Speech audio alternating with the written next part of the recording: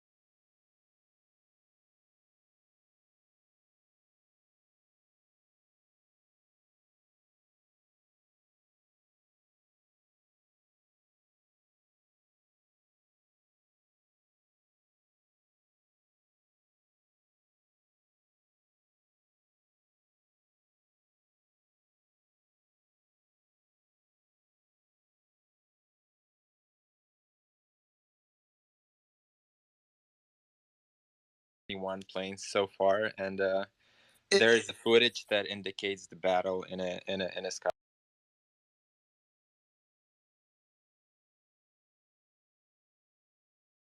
I just wanted to add it. Sorry. Like Arma, and a few other games. So I know I've seen at least 3 or 4 fake videos, and if there was actually a fighter pilot that was shooting down planes like that, there would most definitely be footage of that, like lots of footage. So I'm highly skeptical.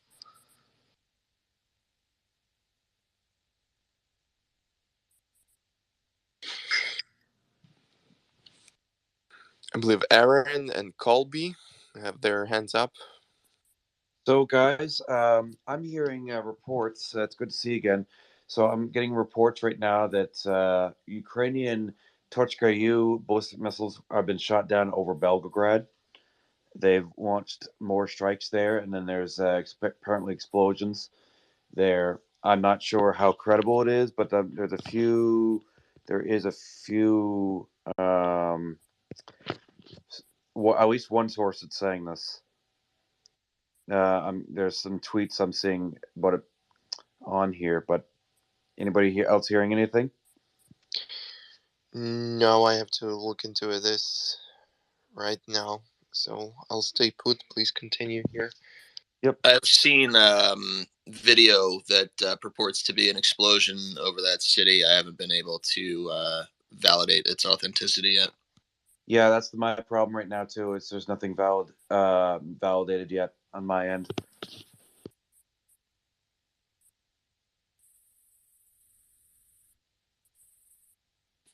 Colby, go ahead. Thanks. Just a question about the lack of recorded aerial engagements. I think it was 3 days ago, and I just put this in the nest. Ukrainian military did say that a pair of their MiG-29s engaged a pair of Russian Su-35s and destroyed both of them for a loss of the MiGs. So there have been some reports of it happening, but obviously, as mentioned, we haven't seen a whole lot of it for the reason that obviously because the Ukrainian Air Force is small, you're probably just not going to see that many engagements, and the Russians haven't been deploying that many air assets themselves relative to what they could. Obviously, the reports were that they had like 300 aircraft positioned all around the country, and we haven't seen hundreds of aircraft making sorties. So the potential for air-to-air engagements is lower, and I would assume that the Ukrainians are probably being pretty careful about employing their air assets because they are so few that they don't want to risk getting into any dogfights, just given that the potential for the Russians to really have control of the skies if they wanted it is there, but obviously they're not deploying all the air assets they could for. I think we've discussed some of the reasons for that. There's been some good articles written about why the Russians haven't been employing all their air assets into the fight.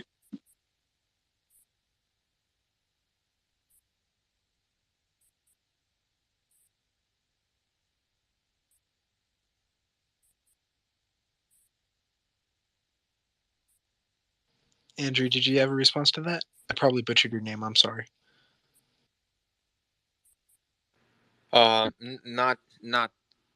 to that statement. I just wanted to say something else. Go ahead. Thank you for letting me speak. It's big. I'm from Ukraine. I'm currently living in Chicago. I'm a visual artist, and since the whole thing started, I started working on art, and that is dedicated to Ukraine. I just wanted to share it with you guys. If you can share it, it's amazing. If you can't, I understand. It's pinned on my profile, and I guarantee that I'm gonna send all the funds to Ukraine, to right people who can help and spread the funds and help. I have 2 friends who are volunteering now in Kyiv, and they're doing a great job, and I've already sent as much as as much money as I had. So with this series, I just hope that I can make some extra money and help my people. thank you. I didn't want to take a long time. I see it's a big space, so thank you for opportunity. Yep, thank you. And that's going to end up being a Walter call at the end of the day. But let's go ahead. Midst MTZ. Hi, I saw Kiev Independent said there's unconfirmed reports that they blocked the mooring of those ships out in the Black Sea. I don't know if anybody saw that. And then Ocean Defender posted possible bombers inbound for Odessa. I don't know if anybody heard anything about that.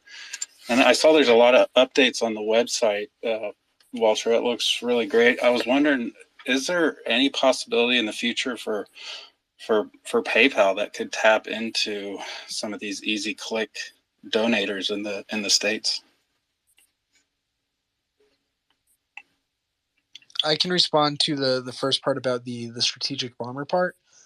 So those aren't confirmed reports or anything. Those are unconfirmed.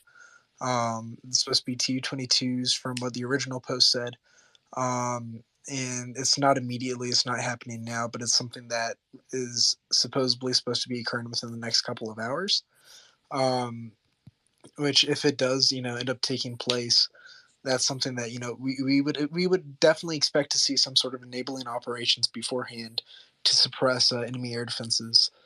And if it did happen, it would definitely show the current capability and effectiveness of the actual IAD system without manpads incorporated into it.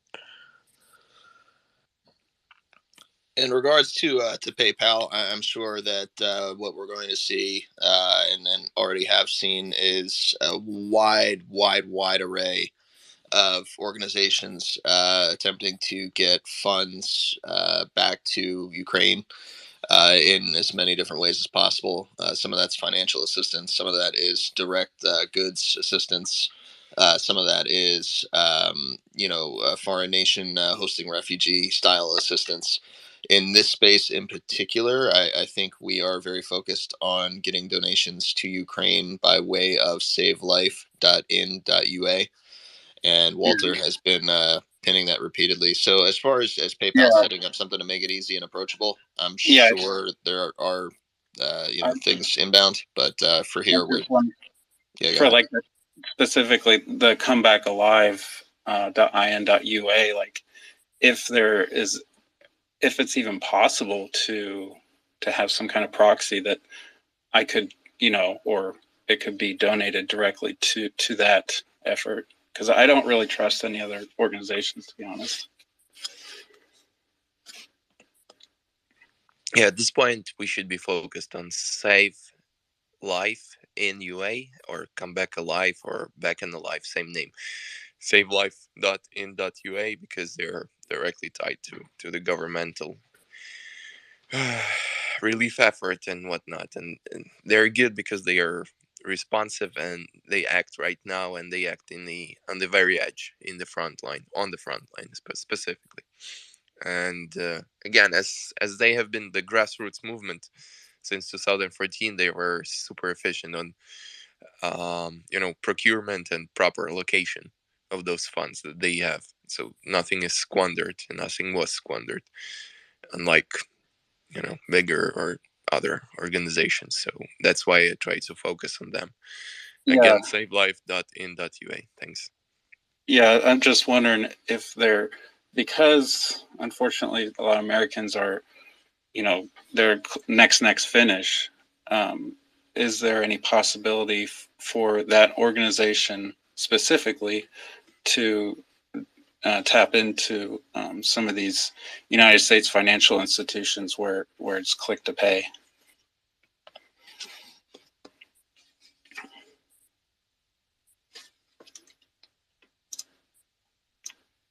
So I think you have to use SWIFT or. I believe. Excuse me. In regards of the current system that they have, it's bank transfers. They have all these credentials, and you can also use cryptocurrency or Bitcoin. Actually, that really helped them, the cryptocurrency, but they opened it like a month ago or 2 months ago or something. So, yeah, bank transfer or cryptocurrencies. This is what Walter, is available. Pardon? Walter, quick question. If you know the legit wallet for Ethereum cryptocurrency charity, is there any chance you can send it to me? Yes, I believe Save Life in UA, they opened Ethereum wallets, I think 2 weeks ago or 10 days ago, something like that. So if you look into their donation page, which is, let me just tie it here to the nest once again, shared, or you can go into my profile. It's a pinned tweet on my profile. Yeah, I think I just found it. So it's on their donation page. I don't know, they are having some issues with the website or something. Oh no, they're good. And there should be Bitcoin wallet, Ethereum wallet, and as usual, as it used to be, it's Swift transfers, bank transfer. Yeah, direct money transfer, I guess. Okay. Thanks. Thank Yeah, you. this morning I woke up and I noticed I follow a lot of pro-Russian accounts just to see what their chatter is, and I noticed all my translate buttons were disabled and on Twitter, which I thought was kind of interesting. Maybe they're having some back end problems, but I just thought here in the Midwest that was disabled for me this morning. But with the Cyprus, I don't know if anybody had seen that, them blocking the mooring of those 5 ships because they wanted to restock. But thank you. Yeah, I noticed my translate buttons are missing as well, so I don't know if Twitter did an update on that or anybody has an answer to why that happened. Are you guys using Android or iOS? I'm using Droid. Yeah, I'm on Android. iOS is working. iOS is working for translate? Yes, correct. Okay, so something wrong with Android's. Well, Okay. it should be on Twitter's end. I don't know. I didn't get the Android update, so Twitter must have done something for Droid specifically that's not a feature right now. Yeah. I just wouldn't be surprised if somehow I got shadow banned for that feature or something. Thanks. Yes, actually, Paul, I tried to add you to the speakers list and I wasn't able to. I don't know, maybe you got shadow banned or it's on my side. I'm not sure. We have a number of people here who are regulars, and some of those accounts I cannot add them via, search speaker and invites manually.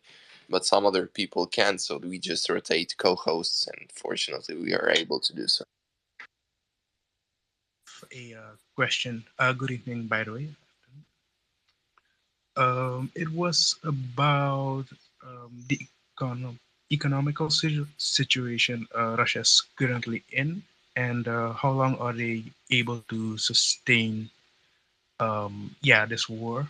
And also, if you could clear up, there was a situation where other refugees like blacks, Indians, were turned off from trains. Could you also go in on that a little bit? Thanks.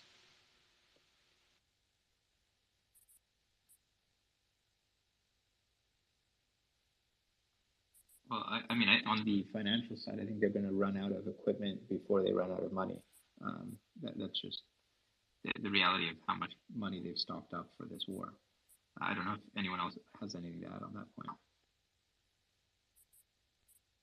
Yes, so Russia currently lacks the capacity both to replace its equipment losses in the field via production, as well as its ability to continuously fund the either the acquisition of new equipment, the training of new soldiers, and the sustainment of its own economy.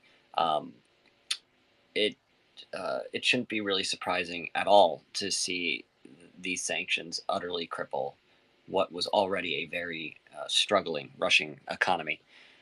And so, in regards to how long can they sustain this war, I don't have exacts on that, but not for very long. I saw some earlier analysts posting about how this war would go on for 10 years, 5 years, something like that. I'd be shocked if it goes on for longer than a year.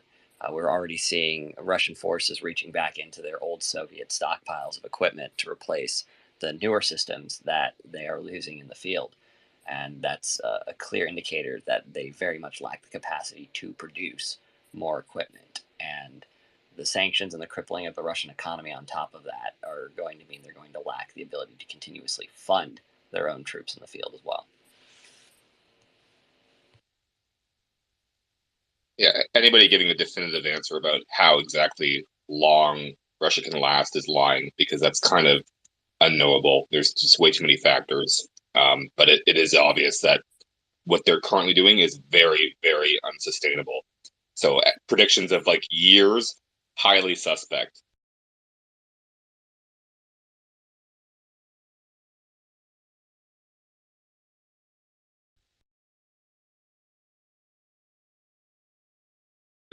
Because the Russians have warehouses filled with military equipment, and it might not be the best military equipment, but it still exists. So theoretically, they can just keep throwing everything in their warehouses into the field with untrained conscripts. That won't go any better for them, but theoretically, they can do that. So.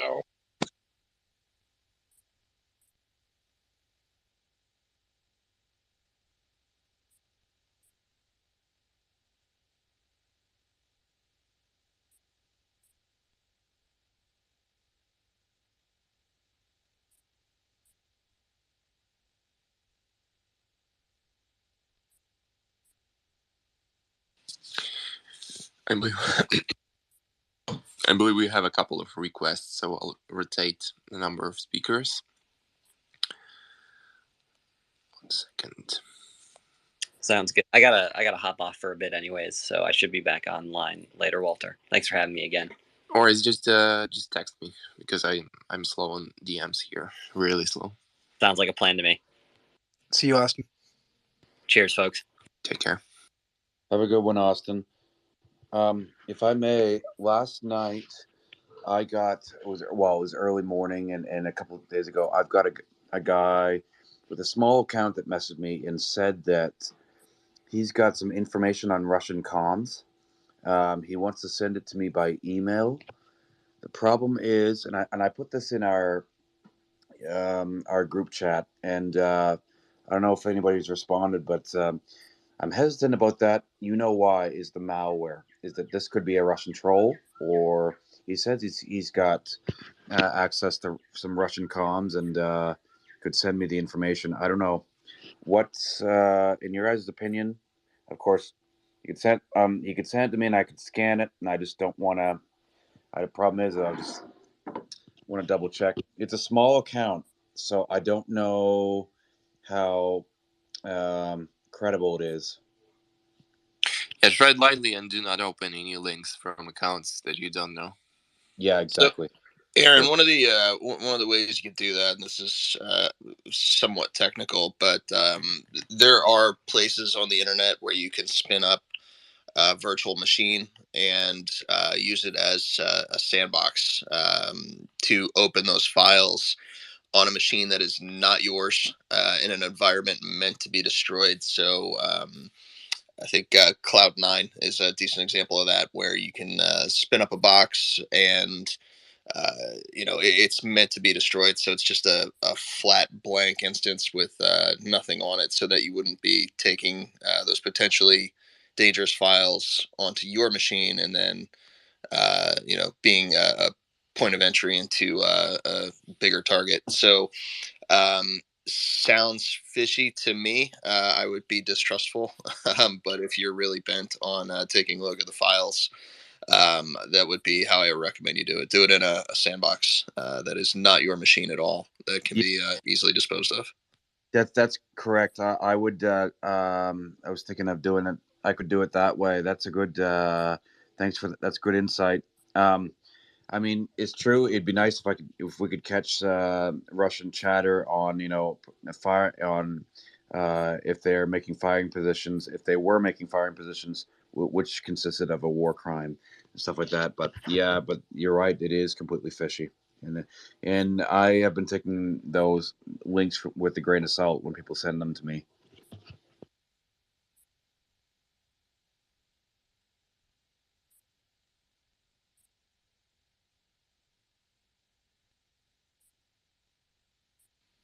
Not sure what order everyone put their hands up in. I'll just go from left to right on my screen here, unless somebody else knows what order they went in. But Oxygen, please go. Hey everyone, just wanted to ask a question and perhaps share some helpful information around essential nutrition and medication or medicines if you're facing a situation where you're not sure about food supply, etc. Things that might not be top of mind, like vitamin C, is incredibly important. So I'm not sure if that means vitamin C supplements in the situation or foods that are high in vitamin C. I would just imagine things that have long shelf life, right, can be stored, transported safely, lightweight. So perhaps vitamin C supplements, but think about vitamin C. Think about salt, right? Salt's incredibly important for electrolytes. Just I guess those two things hopefully, and then antibiotics, really any kind. And I know there's a lot of donation and effort to coordinate supplies, et cetera, for both resistance and civilians. I just wanted to ask, is there also a concerted effort around securing and distributing those types of things, right? Essential nutrition and perhaps essential medications that might be super important in, like a prolonged siege situation. So that's my question.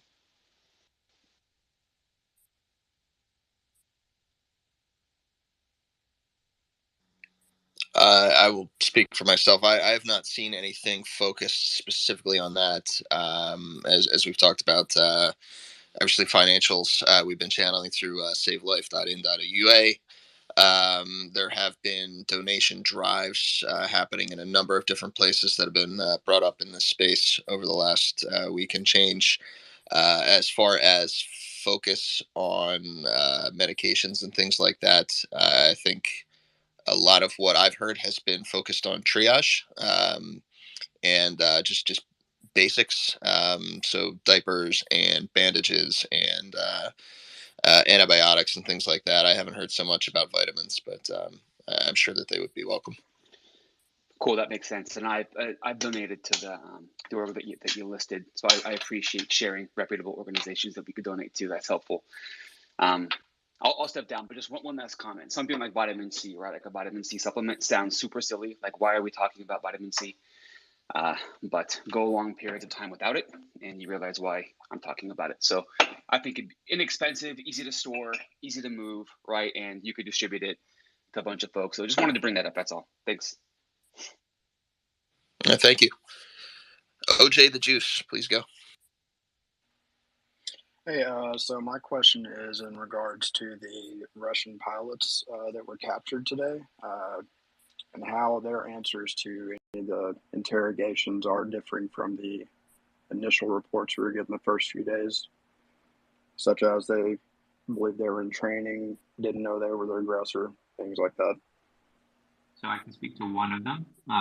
Looking at the transcript and looking at the actual translation, one of them claims they thought it was just exercises and it was purely looking at coordinates and doing a exercise bombing. They had no idea that it was civilians.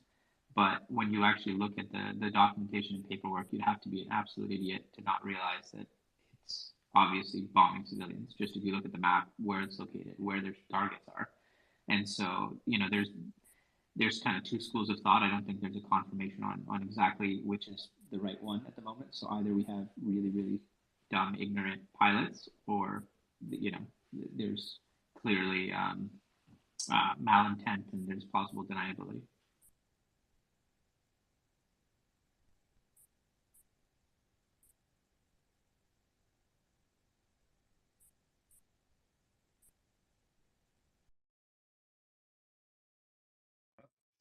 I don't know about you guys, but I'm starting to hear a lot of repetition in that discourse with that OSI site. But maybe it's a good thing. They certainly are quick to come up with breaking news if somebody has any, because they've got a lot of people on the ground. That when the war is in a bit of a sort of a slump or a stalemate like it is now, it seems that they talk a lot about repeat stuff, and they're off the topic. I still can't understand why they're not more vocal about their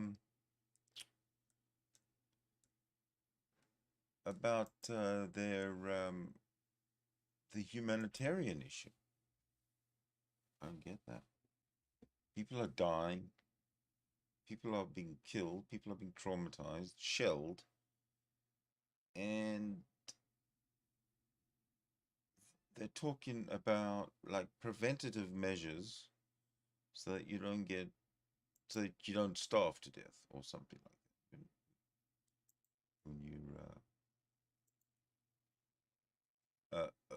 when you're being shelled. I mean, I don't get it. I just don't get it. Why people's actual lives don't matter. Politics matters more than people's lives. Can somebody please explain to me why?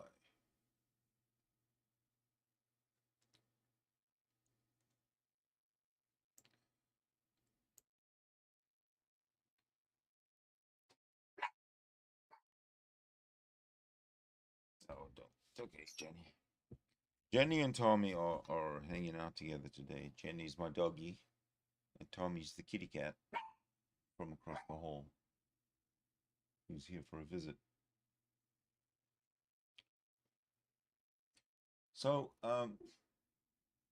what would you say if I created a room for people to come in and chat rather than me talking to a screen of text?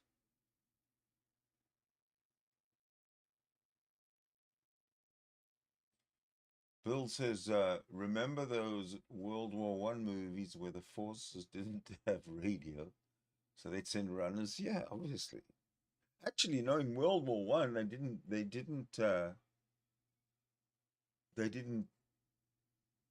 used runners in the trenches, I guess, but I mean, they had motorcycles, so they'd use bikers. In World War One, they used the Hells Angels to transport messages between the front line and the commanders. Yes, yes, that's now officially on the internet.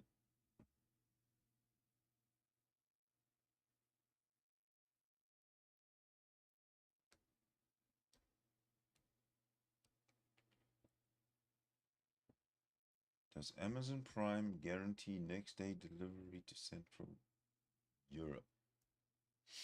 Well, I'd say yes. I mean, there's got to be one or two warehouses in Central Europe that haven't been bombed to smithereens by the Russians, and NATO quivering on the sides, shivering in their shoes because they don't know what to do.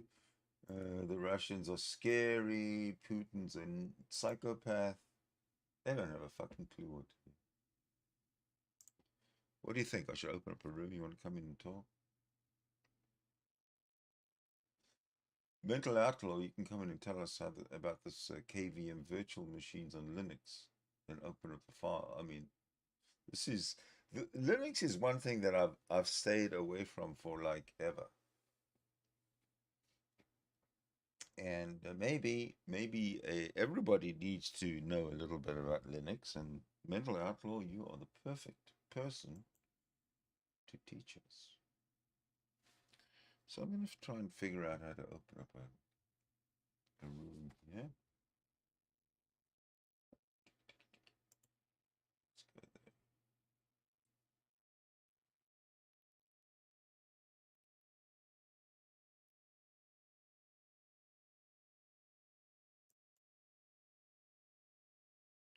Yeah, I agree with you there, Bill.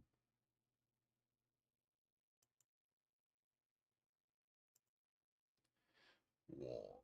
Another day, same old shit.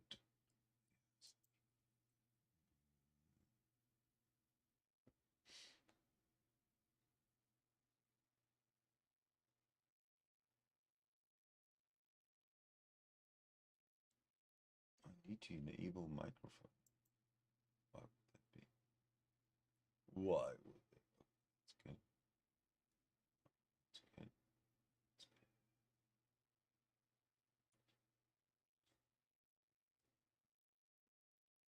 Oh, camera access.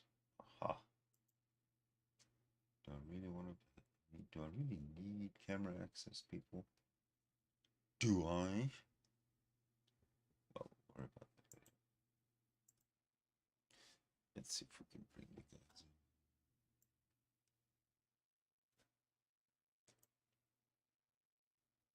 So there's 3 people watching.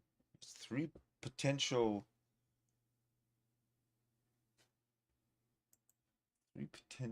participants.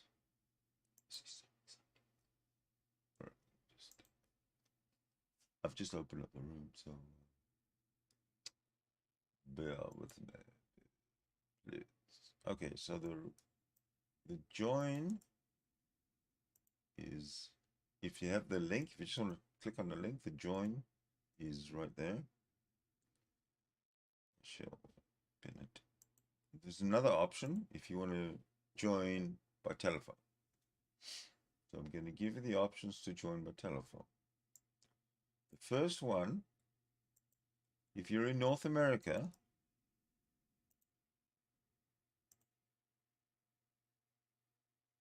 you can call in by phone.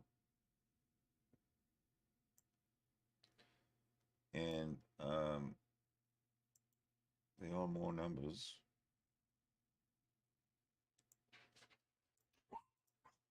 Come on in. I'm going to work and I won't be home till like 8:30 tonight.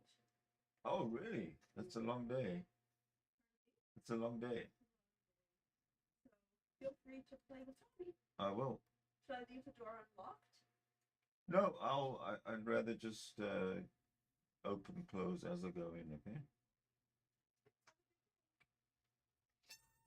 Okay, so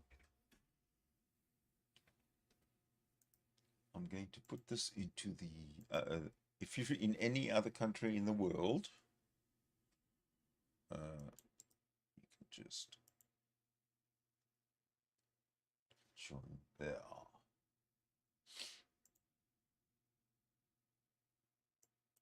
And if you're in North America, you join there.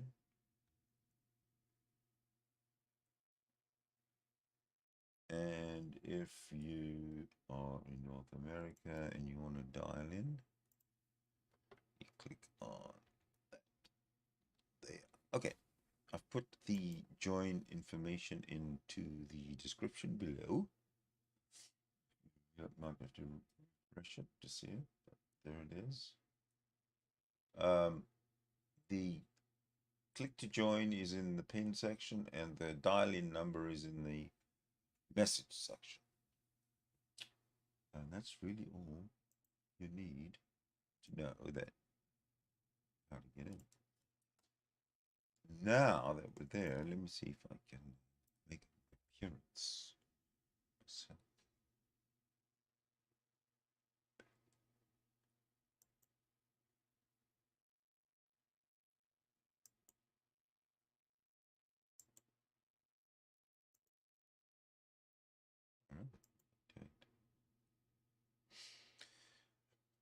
okay, ladies and gentlemen, I need to make an appearance. The room is going to make an appearance. I just have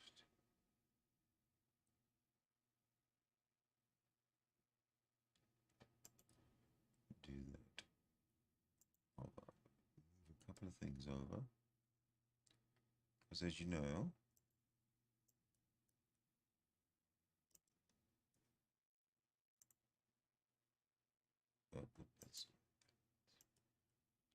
all right, so here's the deal.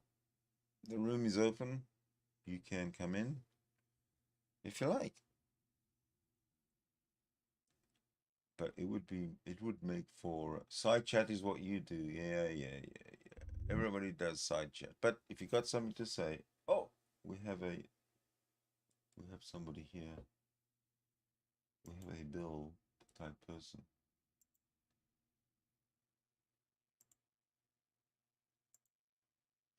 Hello, Bill type person. You can hear me.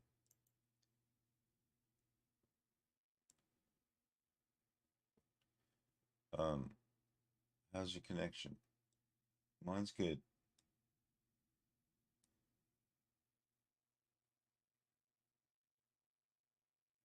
So what Bill is doing, he's got an OBS camera, virtual camera, something set up there.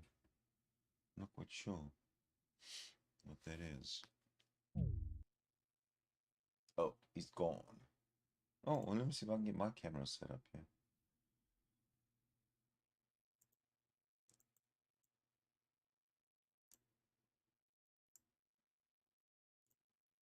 What, did it give me an error message? Failed to access your camera. Well, I might be able to figure out why.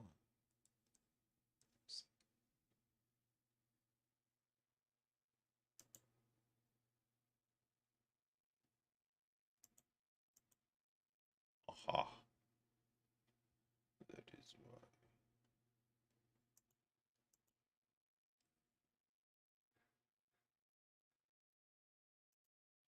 Just give me a moment. You guys can join. Don't worry about it. You can join. I'm just trying to get my camera. See if I can get my camera going, because it's possible that I might not be able to because of lack of resources, but I just want to have that option. You know? Oh, just want that option.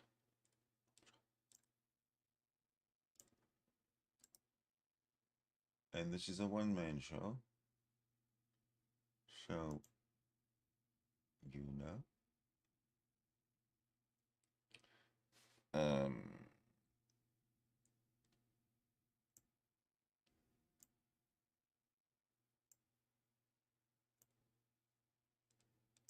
So I think, yeah.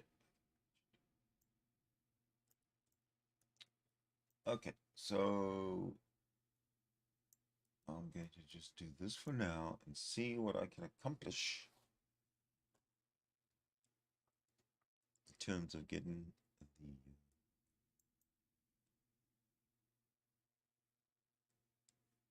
failed to access the camera. I need to go and do some. What should I do? Let's go here. Camera. Select a device. I have to admit somebody. There's a Bill person at the door. Hello, Bill. Working on it. Do you hear me? I do. I hear you very well. Yeah, okay, you can hear me now? I can, yeah. Okay, let's see. Boy, it's a different interface. Bill, click on that. Okay. All right. Well, I guess it's something called Jitsi. Yeah. Yeah. Well, that's very different. Now I'm all disoriented. I just had figured out the last one. Well, this is open source, so I'm becoming a big supporter of open source. Yeah. It's good stuff. Okay. Well, let me see if I can get my camera working. Everyone needs to have I can't get mine working. No. Hide self view. No. You can always hide stuff in the settings. Okay. Jesus is deep layers. Profile. I know. Pre-meeting, enable pre-meeting. Okay, forget that. Cancel that out. All right. Let's see what it looks like on my Fire Stick, but I gotta mute it. Okay, I'm looking back at YouTube now. Yeah. But I've got the volume down. It's on the big screen. And, okay, I see you fiddling around. I don't see me anywhere on.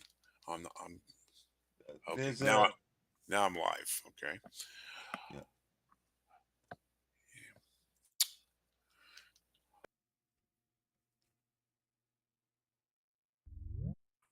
Sidney Winston, SW, and then the side chat. Yeah, there's a little toggle button. That there's 4 squares at the bottom of your on your little Okay. menu there. Yeah. If you toggle that, you get. Okay, there I am, David. David's here. Hello, David. Who is that? That must be me. Okay. Oh, David. are you No. are you here twice? No, that's a different David. Okay, now I got, when I'm in the bathroom smoking, I'm on my cell phone, and that's got my David. But when I'm here in real, I'm Bill. So, Hello, okay, David. so David's there. You got someone to talk to? Let me fill around, see if I get my Bill up. Okay, and I'll just. Okay. Yeah, my thing is I can't get my camera to work. Yeah. Oh, my camera won't work. Well, Bill's got his to work. Oh, you can see me? Yeah, I can see it. How about now? Still see it. Okay. Video settings. Webcam. Yeah. Okay. Thing is, I cannot see it on the. Where are you guys going? On my screen. Jeepers. See you. So do I have myself turned off? Performance settings. There you go. Come here.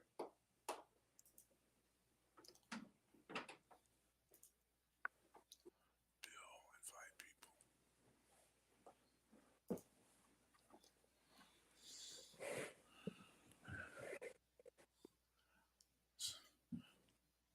So how come I can't see me on Don't my worry about it. Jitsi screen?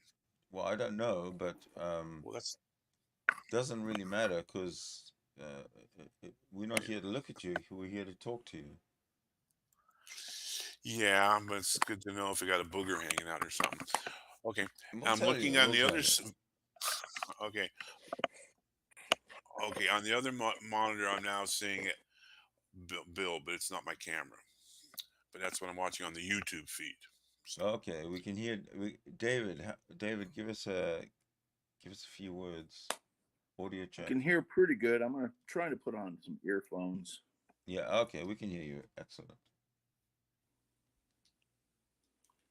Excellently. Hear way better with earphones. Yeah. Okay. This is nuts. Stop sharing your screen.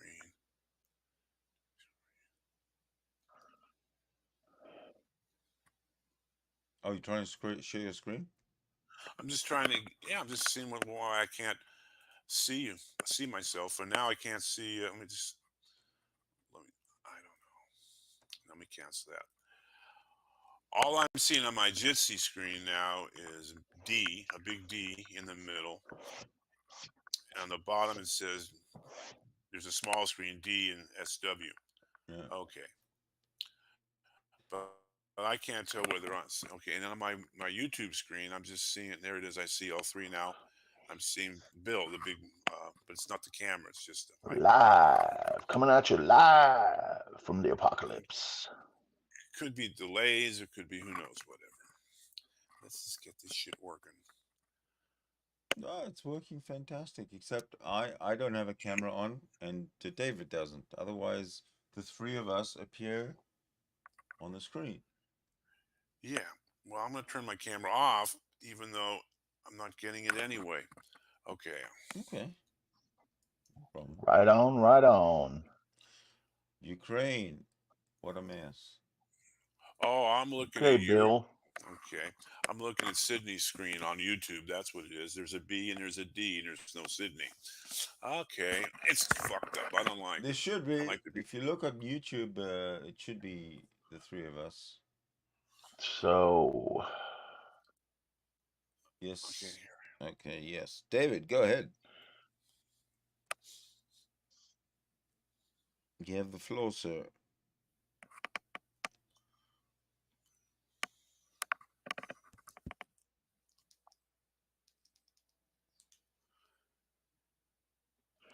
Now I can't hear anything. Well, Okay. you're the one who has the floor. You're the one with the microphone on, and we are waiting to hear from you. Uh,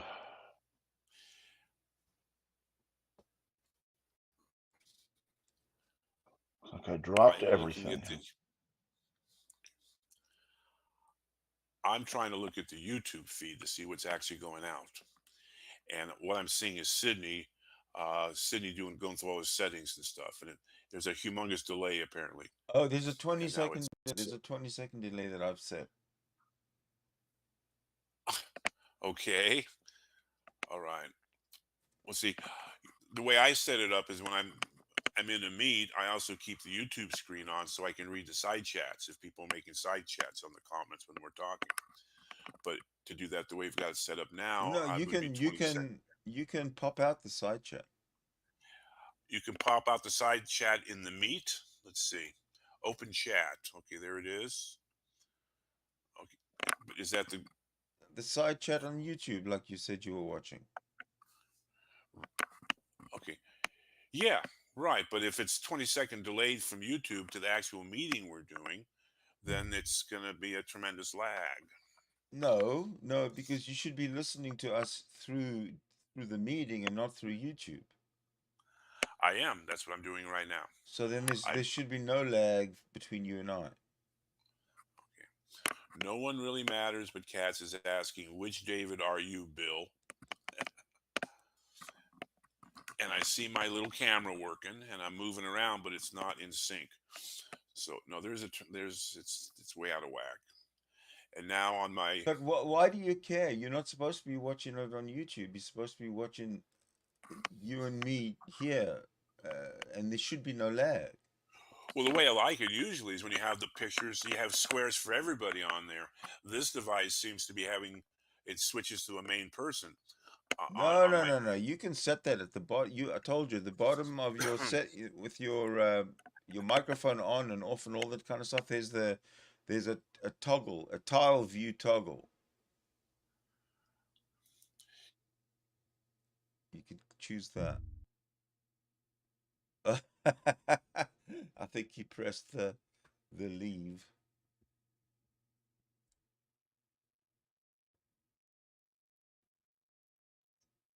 Man, why is this so difficult for everybody? It's just a chat.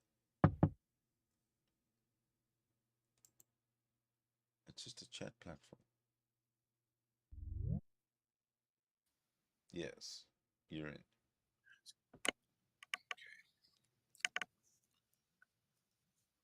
So now let's go to the tile. Toggle tile view. Doesn't do much. It just adds little frames at the side or the bottom, and the other one doesn't. Well, David is left then because David's left.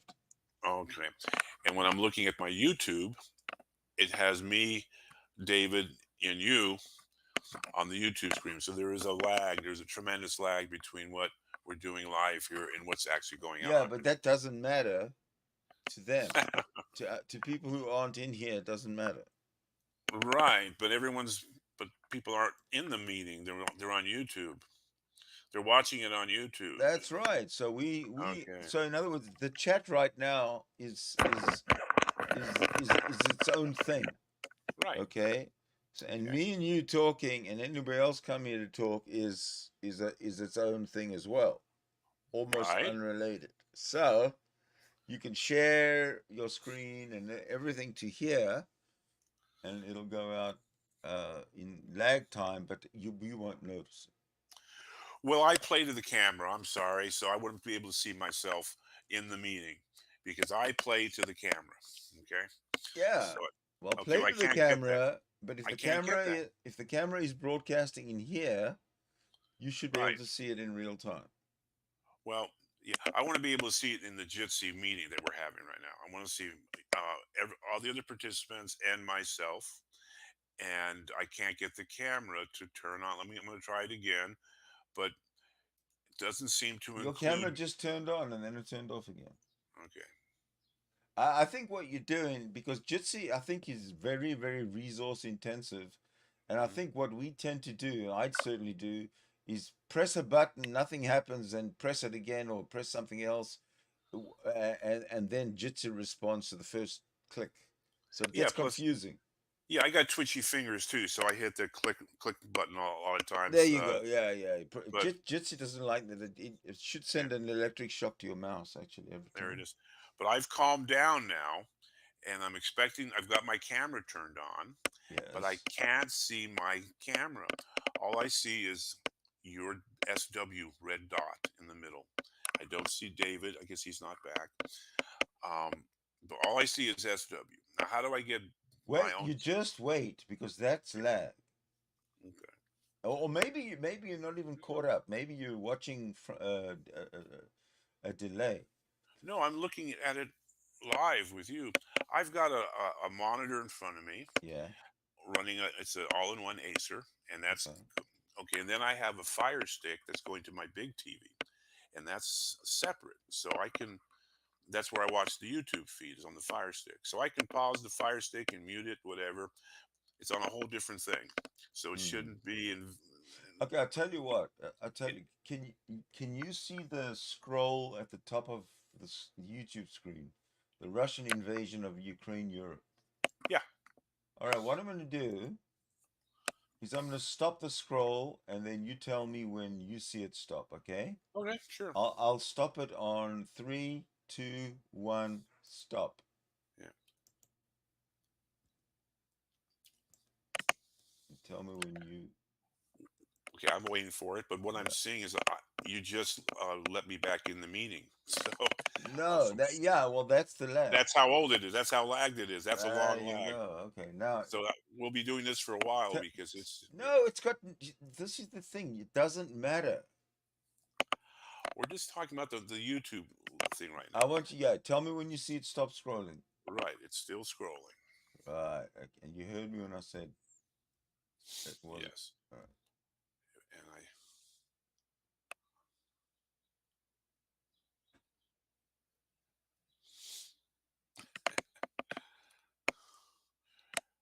And our 4 listeners are riveted to the screen. 2 listeners, I see. Oh, we may have dropped off. They're just not tech interested. Okay, this is going along.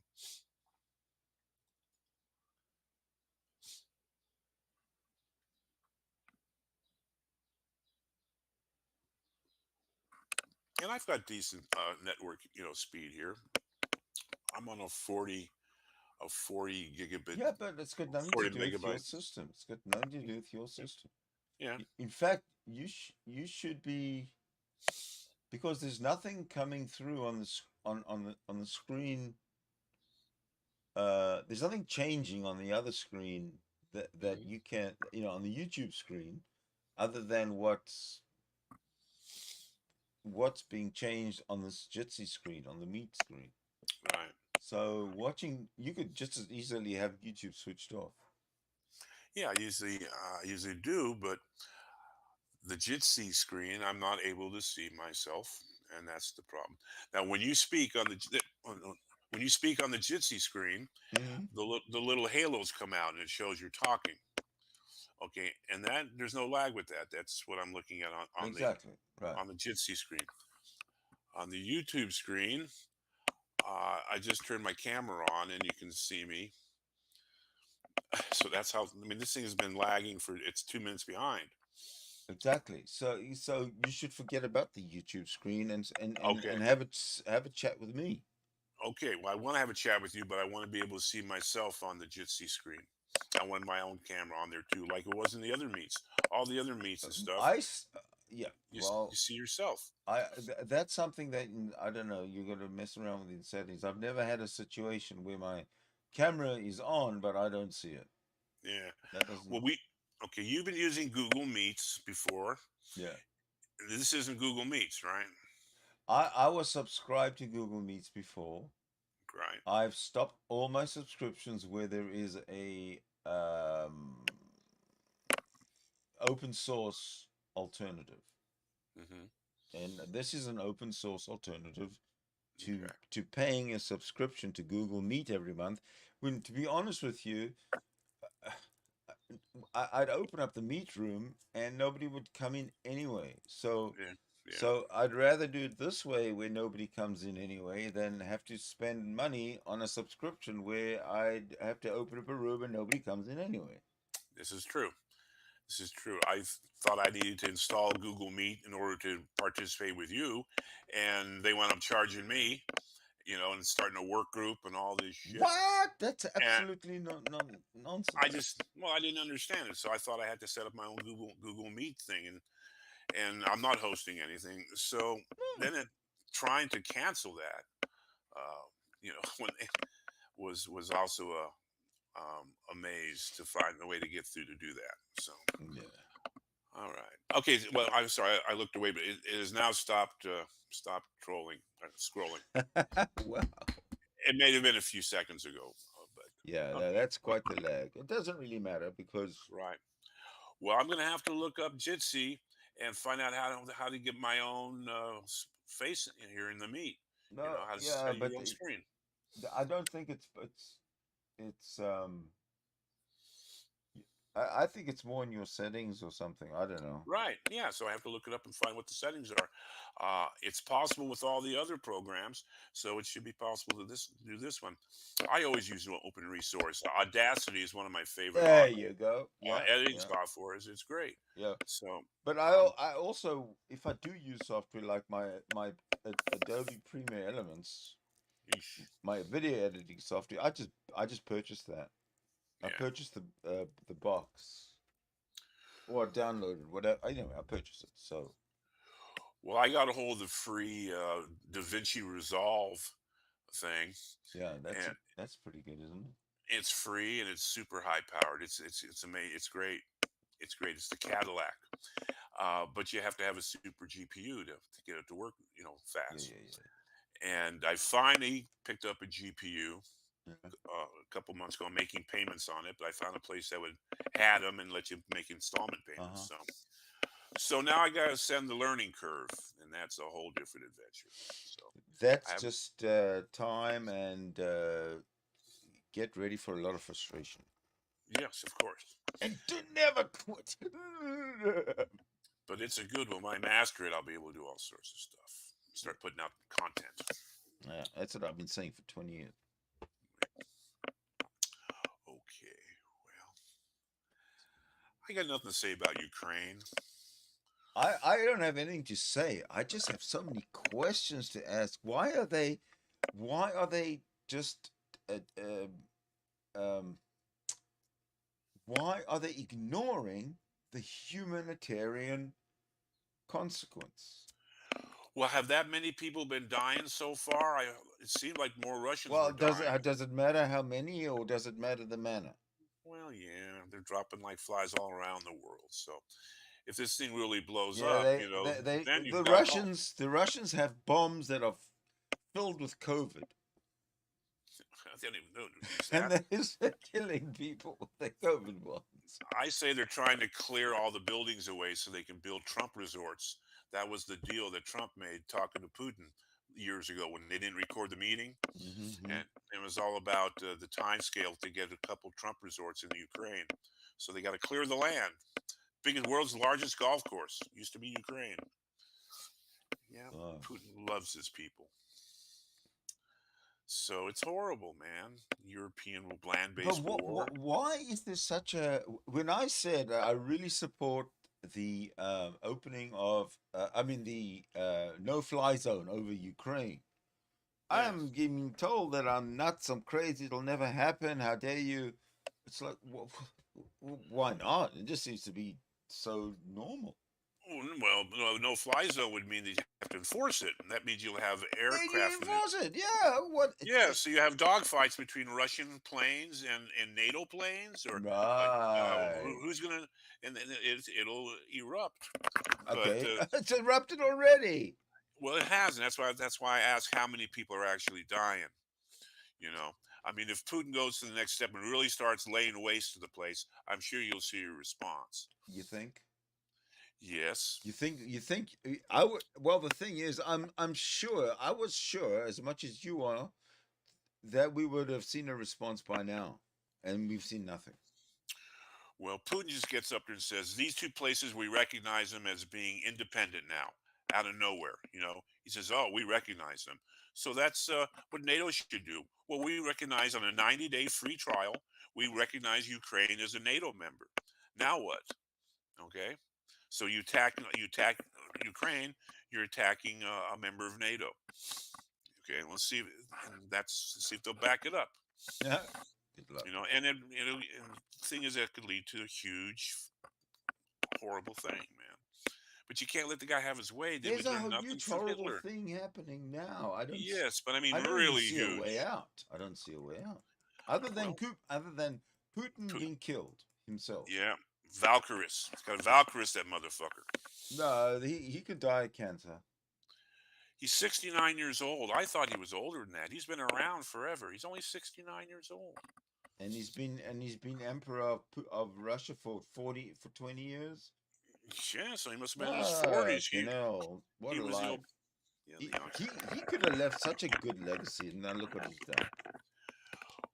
Well, I will never forgive Mikhail Gorbachev for remaining silent. He was the greatest figure of the 20th century. Yeah. The peaceful separation of the Soviet Union. Not a bullet was fired, and the Soviet Union disbanded. Yeah. And then because of Gorbachev, but I thought he was a great hero. He's 92 years old. I don't know where he lives though, but he needs to speak out.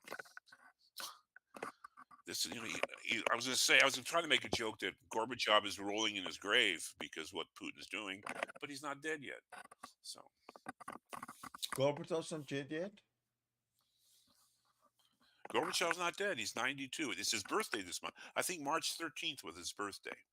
Let me go ahead and Google that. It's not March 13th yet. It's only the 5th. Okay, so maybe on March 13th, Putin will back down. Let's see. He's born March 2nd, 1931. So yeah, so he's 91 then. No, where did I get this? Let me look. Russian. I gotta read the cliff notes. Let me see. In office from 90 to 91. Okay. Oh man, I have so much trouble scrolling here. It had his birthday and it had his age. It's not in office. Where is this fucking? Yeah, it says age 91. Born March 2nd, 1931. Age 91. Okay. So he's not too far ahead of Biden. Biden's like 86. The best information we can get, and I don't think that we are qualified to actually give make any comments really about Europe. But the best information we could gather would be from someone from Europe, who's in Europe right now. Well, so Pio is in the side chat, and I've asked him to come in because we need to listen to Pio. Oh, I'll shut up if someone else starts talking. Yeah, I will too. If Pio starts talking, we tried it the other day, and technically things went to hell. There is war already, Pio. Come on. Oh, see, now I want to see the side chat, and I'm opening chat here in the Jitsi, and I'm not getting nothing. You're not going to get it in Jitsi because it's a Jitsi chat. The side chat, the Jitsi chat is only for me and you right now. Right. And anybody else is in here. The side chat is YouTube. YouTube chat, what you could do is you could pop it out, and you could replace it over the SW, so you could watch the chat at the same time on the screen here on the Jitsi screen. Yeah. Well, that's what I would do.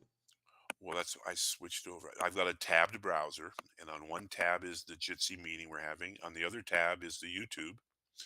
And I see the last comment, NATO is scared of Putin, which is why Putin thinks he can get away with all this BS at 12:44. That's right. So that's current. That is right away. Yeah, that's 2 minutes. See, that's because the chat. The chat is there's no lag in the chat. Right. I'm looking at the YouTube on the big TV, and it's minutes behind, but the chat is current. Of course, of course. What a clusterfuck. Just forget about the video.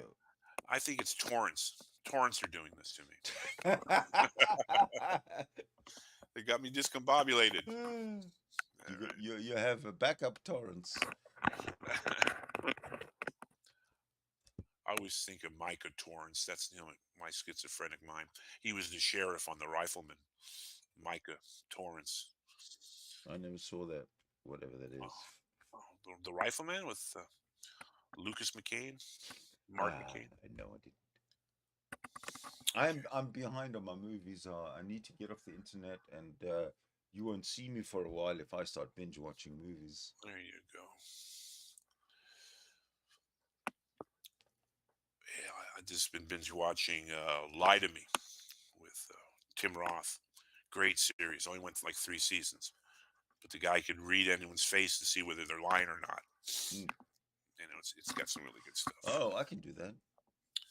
Yeah, well, he opened a business doing that, and the government and the law enforcement would contract him to deal with situations to see if people were lying or not. So it was really good. It was really well written. So if you're gonna binge Lie to Me. All right. It's a quick binge because it's only like three seasons. Yeah. You get to Netflix. Okay. So who's this person you said? Oh, PO Channel 2? Yeah. Have to listen 4 to 5 minutes first, and then maybe. Because 45 minutes is the lag time. Oh man. Well, another thing about this is you can, especially my Fire Stick, I can go to a live thing, but I can accidentally click like in the middle of it, and it'll be 20 minutes in. I'm not at the end of the stream, and you have to go fast forward if you do that. You got to fast forward to the end of the timeline, then it says live, and then you're caught up. So a lot of times when I'm watching those and these people start making comments in the chat and they're referring to something that happened 20 minutes ago. And I realize they're probably behind in the feed. They're probably behind, don't even know that they're at the lot. They need to go forward. So it's so complicated. It is. Just worry about yourself. You having problems there with your mic, with your earphones? Yeah, I was making noise. Yeah. You need to shave before you put your earphones on. It's not shave my ears. It's not the cheeks. It's the earlobe. The mic is picking up obviously something. This is a lousy old Logitech USB thing. You can see, and your best bet is to go with earbuds. Yeah, I hate those type of things, but I just use what I can get. Mm-hmm. I had a good set of Plantonics wireless, but they run out of the charge during a long thing. They run out, but they were better quality.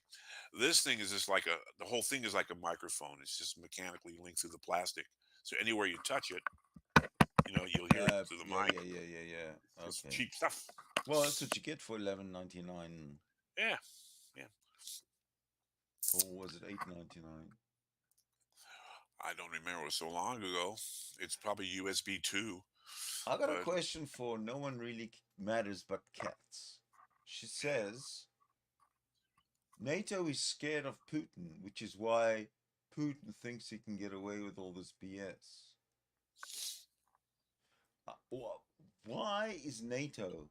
How could NATO possibly be scared of Putin?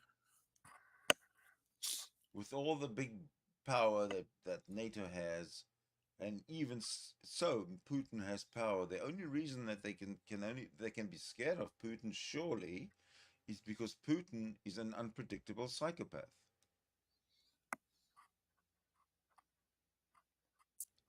You think? Oh, I think so. Yeah, they're afraid of Putin because they think he's just crazy enough to push these buttons. If he doesn't, Well, it sucks. It just sucks. It sucks. The killing technology has made it, you know, we're one or two mistakes away from huge damage. They used to call guns the great equalizer. That's not, you can, if you were short and skinny, Yeah. or if you were tall and strong, it didn't matter. If you were in a gunfight, you were pretty much equal. Yeah. You're only as good as your aim. Great equalizer. And I'm just wondering about the efficacy of being able to blow up the world 6 times or 10 times. Does it really matter? Does it really matter at that point? Well, at least you get one shot if you. Oh, here we go. I have a camera on. Let me get back to the Jitsi. No, I'm seeing Sidney Winston. Hold on a second. Hold on a second. Performance settings. I got my camera. Okay. I got one of them anyway. I just adjusted mine to best performance instead of highest quality. Let's see if that helps. Well, your camera went off. Yeah, probably so. I'm not seeing your camera though. Yeah, I guess for best performance they shut my camera off. Okay, let's go back to. I'll go. Here comes Pio now.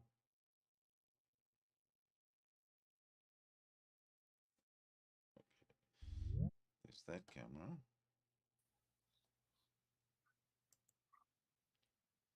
Hello, Pio.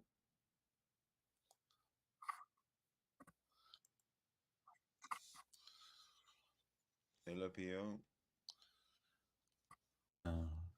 Oh, I see you, Sidney. Hello, Pio. yeah. Hi ho. I mean, not hi ho. I mean, hi ho silver. Like, not like I called you a ho or something. I'm sorry. That's okay. So did you catch my first comment?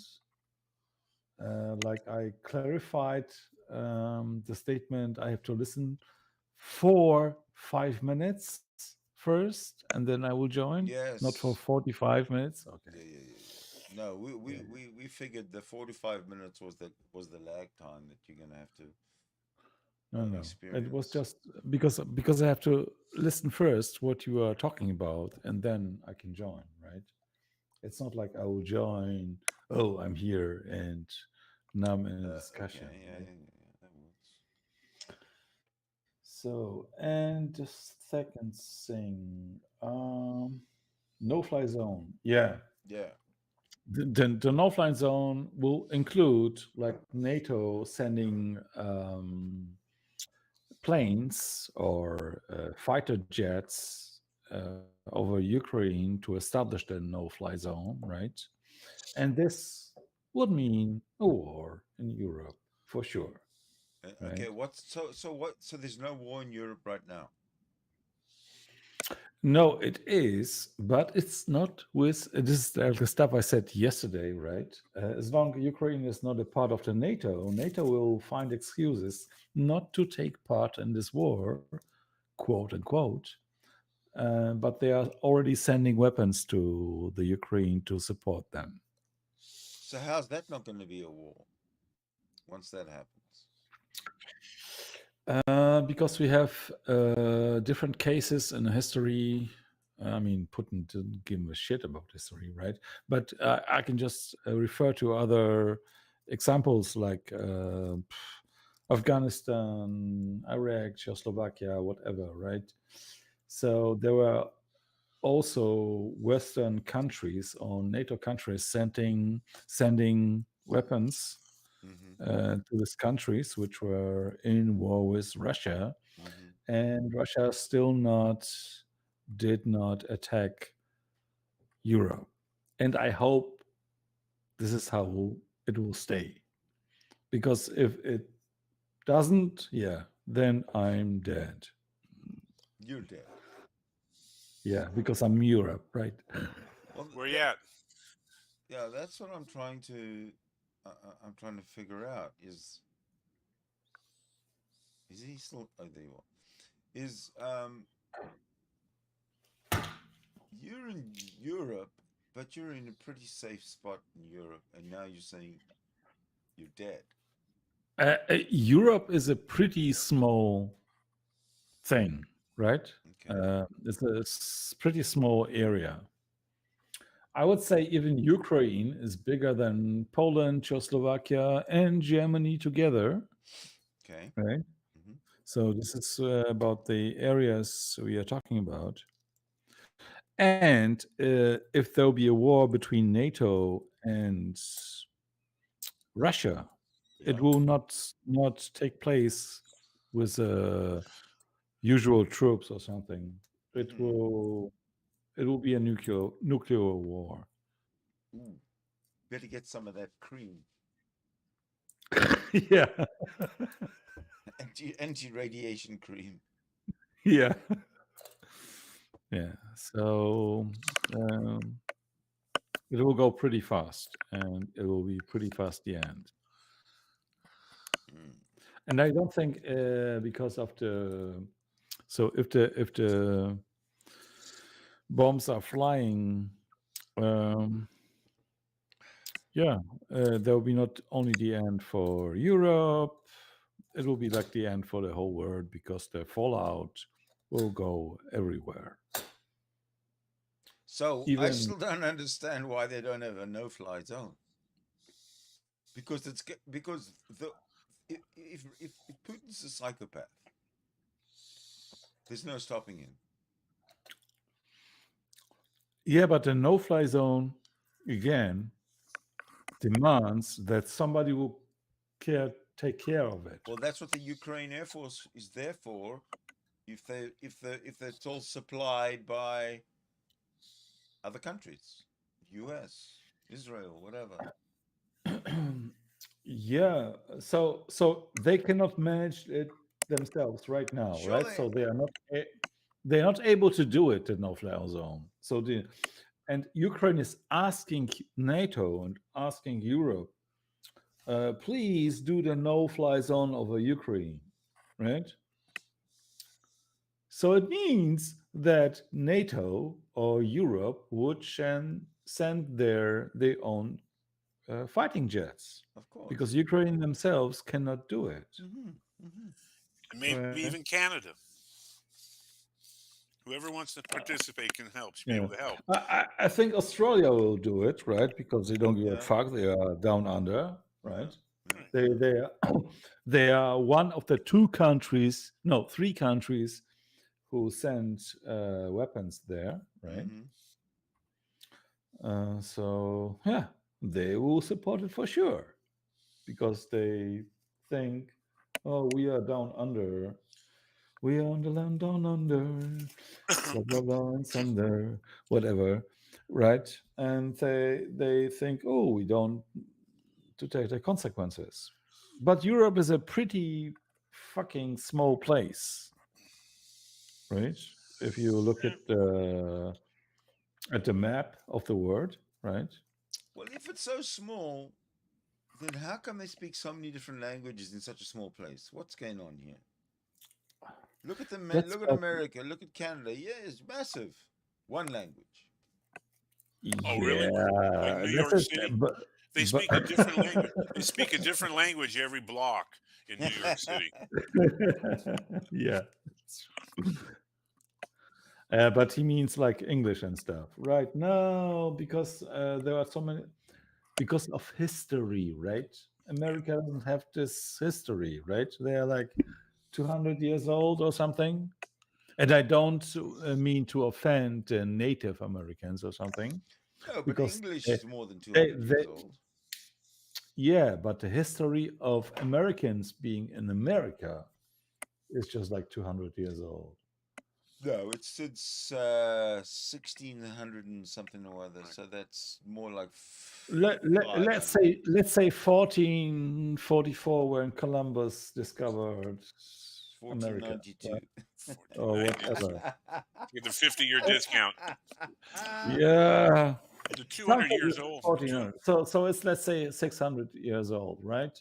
Where they went there, but but they, in those times, nobody gives a shit about the language. But then America was No, they, put in existence, right? you had the English made it over, then the French made it over, the Spanish made it over, and they had those different sectors of the So mainland. you have 3 languages now. Yeah, Okay. And then you have a mix between all of them. Okay. yeah. But this is what Sidney means. Oh, how comes that in Europe there are so many different languages and culture? Yeah, because of the history. Because they have tribes. They grew up of Yeah, tribes. but Not why do they not mix? Why have they these small little countries? Obviously, they haven't mixed because nobody speaks the other languages. That's not true, Sidney. I'm sorry, this is not true. Most people in Europe speak English, and my mom. I don't think I don't disagree with you, but most people in Italy don't speak Portuguese. Most people in Spain don't speak German. Right. hmm. Well, I in don't know. Central Europe. My mom came out of Central Europe. She spoke she could speak 7 languages: French, Polish, Russian, Yiddish, Hebrew. You know, it's just there's a lot of that. There's a lot of Yeah, people here there we who go. speak more Well, than one language. I know quite a large community from from Croatia, and they speak English and Croatian. Nothing else. No, nothing. No Serbian, no Russian, or Ukrainian, or Bosnian, or French or German, or nothing. Italian, even nothing. So what the fuck's all that about? Let's face it. Serbia, right? Those guys don't have a culture. I mean, they are living like cut out of the word, and it's not Europe. It's not. Well, then neither is Ukraine. Yeah, here we go. That's why I'm saying, right? As long as it takes place in Ukraine, Europe, I'm going to open a map. and I mean, today it was stated again from NATO's side that NATO will not take part in the war as long no NATO state will be under attack. But we will defend every inch of NATO land. Biden, every inch of NATO territory will be defended. Good man. Look at that. No, he's fine. He's great. Isn't he great? Yes, he is. He's a calm, steady hand. Maybe it might be that he doesn't even know what Europe is, right? He forgot. I doubt. No, Joe Biden doesn't know what Europe is. Like he fall asleep like during the speech, right? Yeah, he was confused. He was confused what Europe is, right? No, he's not confused what Europe is. He's confused about when dinner time is, but not about not about what Europe is. In the Middle East as well, you know, Joe Biden's been everywhere, forever. So, sorry, don't tear him down. He's doing okay. But okay, look at all these Slovenias and Serbias and Romanias. Oh, there's Ukraine. It's right in the smack middle. They got a bunch of coastline on the Black Sea. They have beachfront property. That's correct. Well, that's worth fighting over. This is correct. Is there that much of a difference between let's say Belarus, Ukraine, Moldova, Romania, and Hungary? Is there really that much ethnic diversity? If you ask the Romanians, right? I know a guy, and Sidney know him well too. So he will say, "Oh, we are the ones who saved Europe in those former times from the Turkish invasion, right?" Okay. But today they are like, for Europe, they are just Romanians, right? They are just one of the satellite state of. Yeah, but history doesn't count. History's not worth a damn. No, the thing is, through the history, because the wars were or in former times taking place like locally, right? Then because of that, you have like so many cultures in Europe. Yeah, but is there McDonald's in Romania? Of McDonald's course, restaurant. I suppose. I don't know. I know it was there, but I will say yes. I'll Google it, find out. And I'm sure there's McDonald's in Bulgaria, and there's McDonald's in Ukraine. Probably a bad target right now. But what I'm saying is people come together through commerce. You have your ethnicities and your different grudges against other ethnicities and stuff. No, But people come together through commerce, peace and yeah, commerce. but if you are a tribe, so let's say like I grew up Poland. I told this several times. Okay, they are saying, oh, we are Slovenians, right? But they were not identified as people from Czechoslovakia. Those are the other guys. When you're putting the point to them, okay, but when people just in their everyday lives and as they go about their thing, it's just people doing business with each other and getting along and live and let live, and that's the way I think people in Russia get along underneath Putin. They don't impeach Putin because they've got a stability of commerce and live and let live. Things are peaceful there, so they don't If ask this the will be guy. true, Putin will not invade Ukraine. Now, his agenda has nothing to do with people. His agenda has to do with, I think, with his mind and his legacy. He wants to be the great restorer of the Soviet. I think he's he's just an opportunist. Make the Soviet Union great again, right? Yeah, for so he can go down in history. I don't know. Ideologically, he's a gangster, isn't he? He's not really a communist he doesn't, doesn't care about real voting or anything like that. He's just about running his syndicate. Yeah, he's coming from the KGB. So before he came into power, he was like a KGB agent during the Cold War. Yeah. So this is where his way of thinking comes from. I would say, right? I don't know for 100%, but I think he's now too old to learn new stuff. So the old stuff is coming to his mind. When you grow older, right? You remember things better, which were far away or long gone, than the new stuff. He wants to make He wants to make Soviet Union great again, and it's just that's just where he came from. It's the fulfillment of whatever he's constructed as his life's goal, and he's a power mad syndicate boss. So he's a game player, and it always boils down into innocent people getting immolated. When these characters act out like that.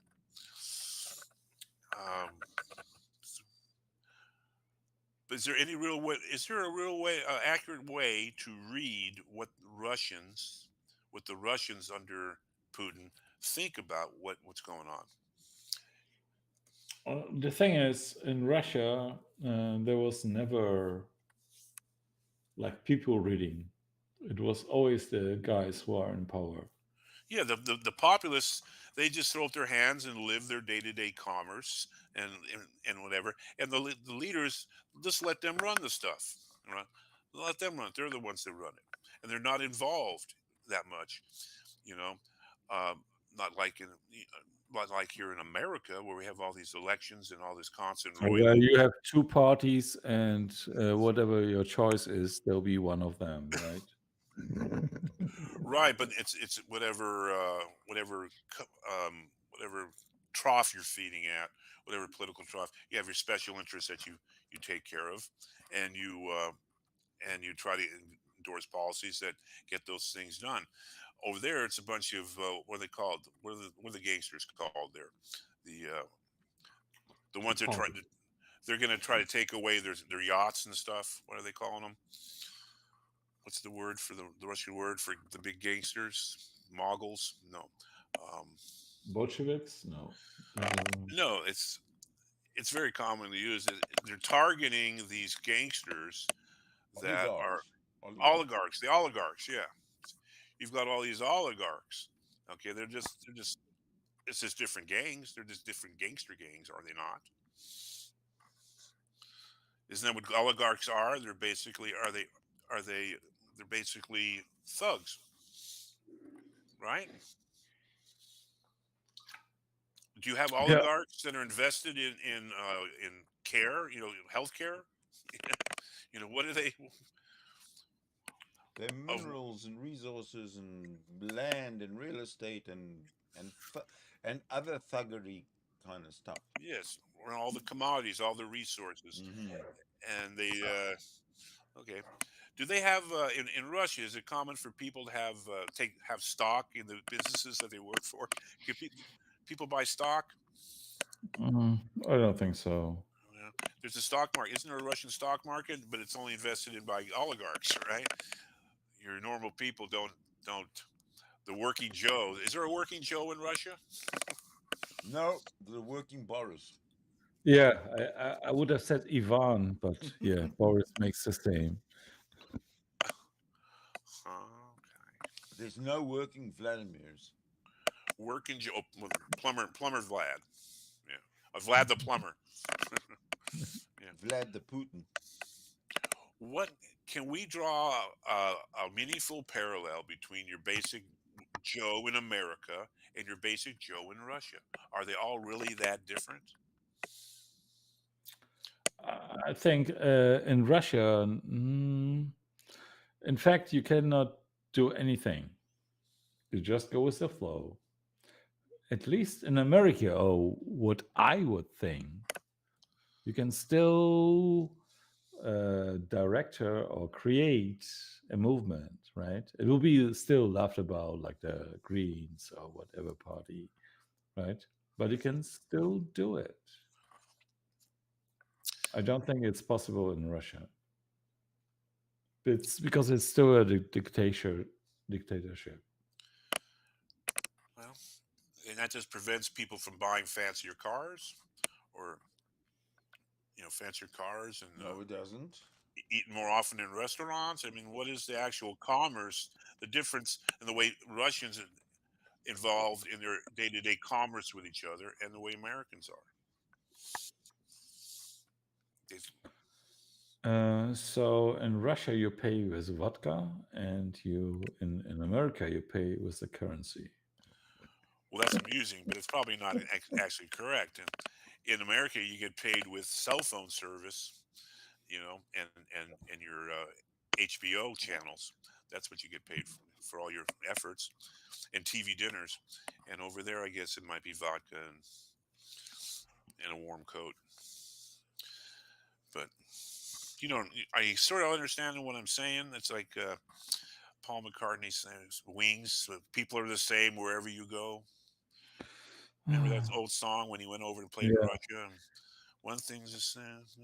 It's a catchy tune, and that's sort of. I was much younger when I heard that, and I started thinking, the same wherever you go. There is good and bad, and everyone. Yeah. And I sort of said, this is what I was younger. I said, I'm going to stop thinking of the Russians as such a completely different creatures than the Americans. And, you've got the power systems of governments on top, and then you've got the people, and they're pretty much the same problems, same things in the day-to-day that they seek. So are the Russians so miserable that they're going to rise up against Putin? Against the government. It's not Putin, but the governance, the way the government is employed. They'll grumble. Americans grumble, but are they really that unhappy? I would say the difference will be that in Russia, when it will come to the people who are not satisfied with the regime, there'll be a revolution, like a big revolution.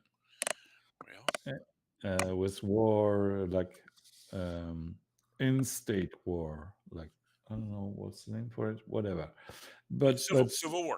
Civil War, right? In America, it will still go on with whoa TV news, breakfast TV, and new party, and all this stuff. Yes, but these people can be stirred up. You've got people living better than they ever had in America, and we're really hearing all sorts of Civil War type rhetoric of armed conflict with other people, you know, against the other side of the aisle, um, and it can get stoked up. That's the thing. That's Christian nationalism. Nothing else. Well, it's also media. It's the way the media mind control the media, and you can generate all sorts of mayhem, and that's what Russia learned. That's what Putin learned. That's how they infiltrated, or they imposed themselves into the internet and social media and such. Social media is a dangerous motherfucker.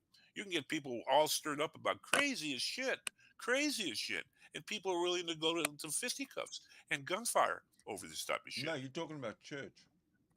Church? Yeah, well, that's where the church is small potatoes. I'm telling you, small Oh, potatoes compared to social not media. in Russia. And not in. Oh, I would say differently, right? Because if you look at Russia, is a communistic state, blah blah blah, no religion, blah blah blah, right? But you have still I the have no Russian idea. Orthodox Church behind it. So the Russian Orthodox Church survived every revolution and everything what there are, and every czar, every dictator went down with his cross, with the double cross of the Russian Orthodox Church, Yep.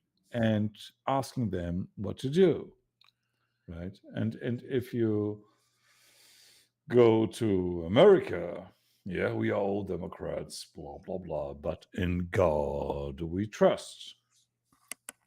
So here we go. That's the religion in it. Yes, it's ensconced. It's an ensconced institution, persevered through years and decades and centuries of inculcation, and these are the strings and buttons that the controlling media people can push to incite and induce whatever they want.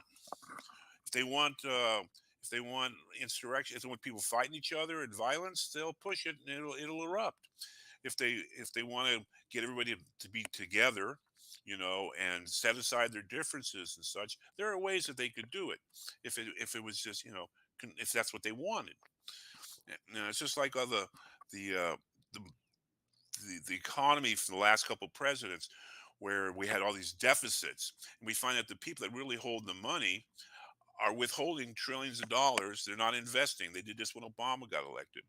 They withheld investing, all that, withholding trillions of dollars that, if it had been active and fungible, it could have really improved things.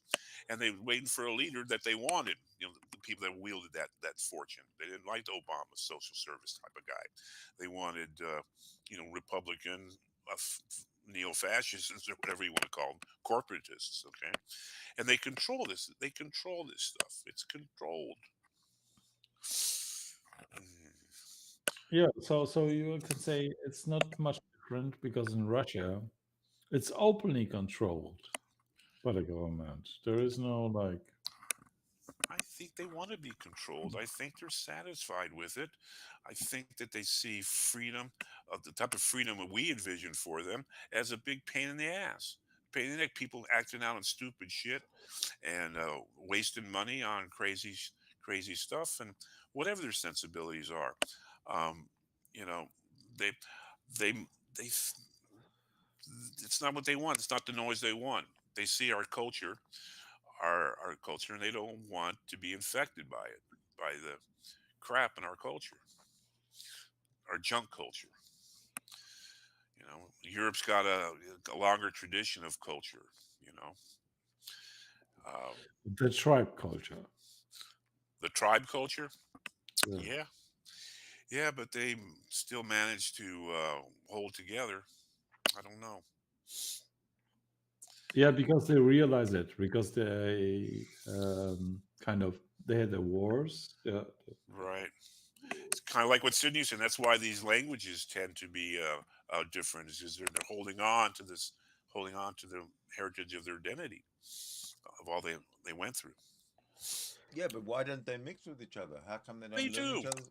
They do. What do you mean? Isn't there still the euro? I mean, England abandoned the euro, but the rest of Europe is still using the euro, are they not? Yeah, but this has nothing to do with culture. Exactly. It has only to do how easy it is if you are in Germany and then you go to Italy. It's about commerce. That's what makes the world go round. That's what makes people get along with each other, is commerce. And the euro unifies the monetary unit, and it allows commerce between diverse groups easier. I mean, when the euro came, I was against it. I'm still against it. You're roboting a little bit there. I can understand you. I said, when the euro came, right, I was against it. I'm living in Germany, right? Because I thought the German currency was great. Yeah. And I'm still missing it. But on the other side, as I told you, when I go to Italy and I can pay with the same money, I don't need to go to the bank, blah blah blah, exchange my money. Right. It's really nice stuff. And who's using money now anyway? I mean, I don't even use cash anymore. It's all electronic, whatever it is. And don't get me started on crypto, because I don't understand it. But, no, it's not about crypto. It's about if you're supporting small shops nearby, right? And still in my nearby, they don't even have you can pay with the card, right? They don't like it. They don't like it. So, but I go there, so I have to have cash in my pocket to buy stuff from there. And why do they mistrust the card? Because they don't think that the electronic systems are reliable. It may crash, and then they'd be left with nothing. So they need currency. No, I just because the owners of the shops are not young enough to just do it, right? Okay. But that does impede their commerce, though. You think that they benefit from that attitude? Or the more electronic stuff they do it in another way. So if I will come to a store where it doesn't have it, right, like a kiosk or something, right? Yeah. And they would tell me, yeah, just take the stuff, we'll write it down, and you'll pay next time. That don't happen in America. But it's not necessary in America. You just whip out one of your 10 cards. Everyone wants to give you a card, and it's all good everywhere. So.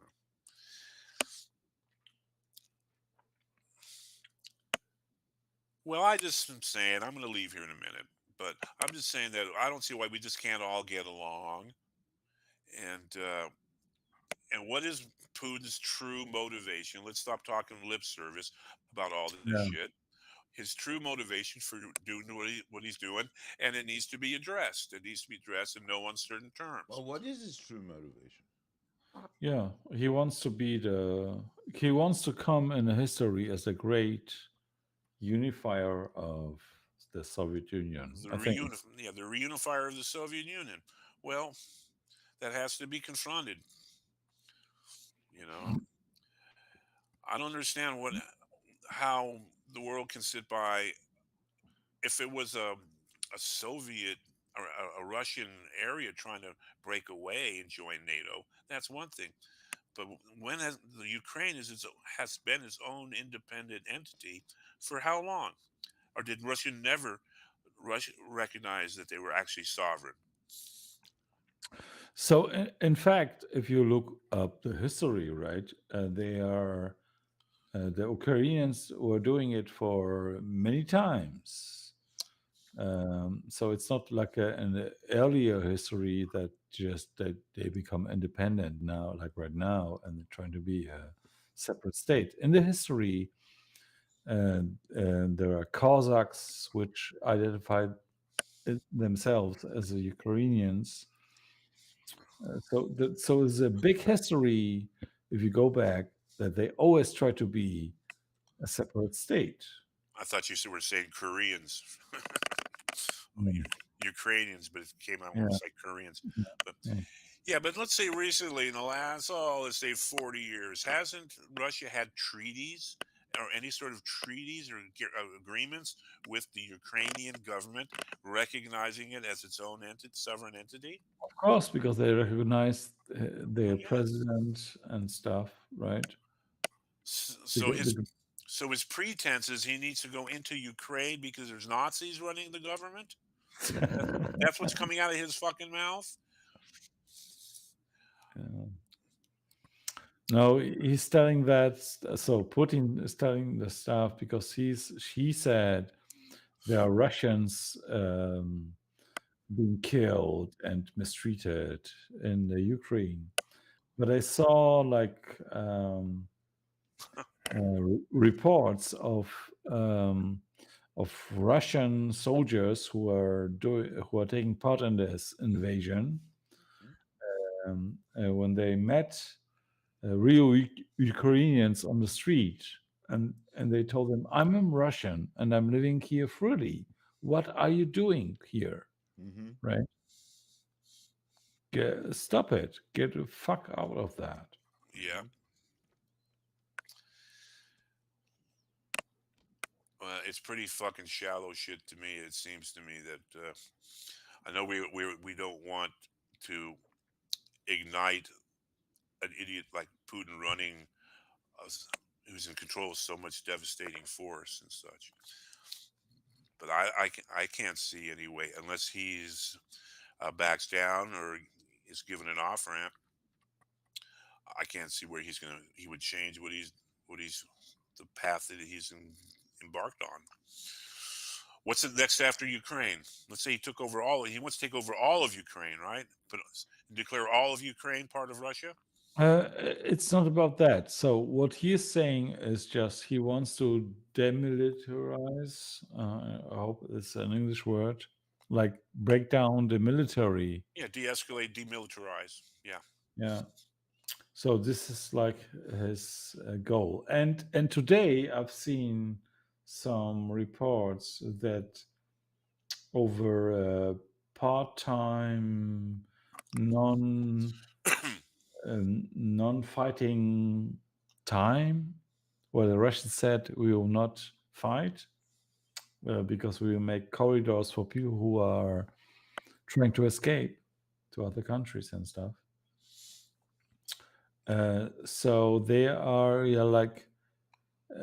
negotiating, and I even seen an interview from the Ukrainian president. I forgot his name. Zelensky. That he was saying we are negotiating with the Russians, and it had that not fighting time was established for several hours. Right. Not for a ceasefire. Yeah, not for a real break, but yeah. So something is happening there. Okay, this is recent developments. What was the straw that broke the Putin's back that he had to invade? What was the straw in the whole situation? So according to him, as I saw on the news, he was telling that the Russians there's a genocide of Russian people in Ukraine done by the Ukrainian people. So Ukrainians were engaged in genocide against Russians, so he had to come in there and be the peacekeeper. Yeah, this is kind of the. Is there any kind of documented factuality to that? In Germany, are you aware of such a? No, I've just heard it. Right, I cannot on top of my head bring you. No, here is the video which shows you there is a genocide against the Russian people. Okay, so that's his rhetorical. That's the rhetorical straw that broke the camel's back. What is the actual straw? What is it Why did Putin decide to jump now and do this? Because Ukrainians want to be a part of NATO. Okay, thank you. And is Ukraine a sovereign, independent, sovereign country unto themselves? Yes, Apart from they Russia? were. They were the song European Song Contest. Okay. Well, there Yeah, you go. right. Well, there you go. But so Putin decides, no, they're not. Okay, I mean, it justifies it. It has to be. This cannot stand. This kind of aggression cannot stand. No, in fact, what he said that Ukraine, because the Ukrainian made negotiations with NATO to become a NATO state, it will mean that because they are like in front of the Soviet Union, right? So therefore, the evil Western countries are trying to invade or Russia or lower their strengths. The only reason that they would invade Russia is if they found out there was cheaper gas at the gas stations and the people want to come in and fill their tanks up. That's the only reason we'd want to invade Russia. I don't know what all this motivations to acquire these territories that people want to acquire is all about. You know, as if there's some Napoleonic mentality that we have to establish empire and such. Just let people live and have commerce with each other, and maybe even a little health care for free in there. You know, that's the best I can hope for. Right. I'm just a naive fucker, but I'm sitting over here in the desert in Arizona. I was born and raised here, and I have not traveled much, and I'm fairly comfortable. So I'll just watch it from the sidelines. I think everybody in North America is watching it from the sidelines. Even in the parts of New York where they don't speak English very well. Well, that was also in the prior wars. We basically watched from the sidelines. I mean, we got involved in World War I and World War II, but nothing was ever fought on our homeland. You know, nothing like that. The devastation and leveling of entire countries. You know, Dresden's and stuff never happened in America. The closest we ever had to that was what the Americans did to the to the Native Americans. So the closest you ever had to Dresden was Waco. Pretty close, little mini Waco. Okay, well, it was nice talking and asking questions, and people actually trying to seriously answer them. I appreciate it. Well, these types of channels actually exist on the internet, believe it or not. So do we have the camera working now? Is my camera working? No. Oh, now it is, yeah. Yeah, okay. I figured out in the settings, there's a setting that says hide self view. And it's by default, it's on there. You have to go and unclick it. Oh, is that what that is? So I'll go back through it. Let's see. It's under settings, I believe. It was under. I have seen it. I just didn't know what it was. Under more. Yeah, the very last one, self view, hide self view. There's a checkbox. On settings, more, and all the way in the bottom. Okay. Salute to you, P.O., Mr. Winston. Yeah. So, Bill, have fun. Live in peace and prosper. Happy week. Right. Yeah.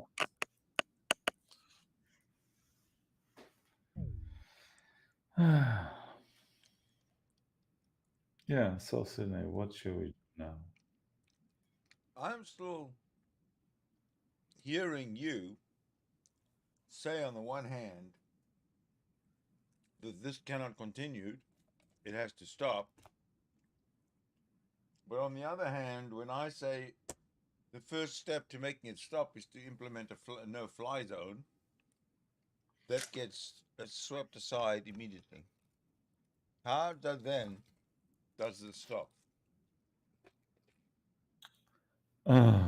It's like you're asking me, like I'll be a politician, right?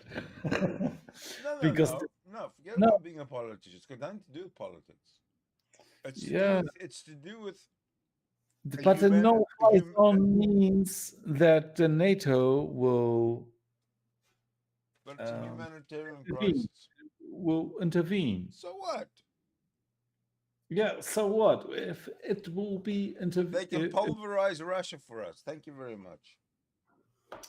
No, if it will intervene, then Putin will say, yeah, the NATO is making war against us, so now we make war against NATO.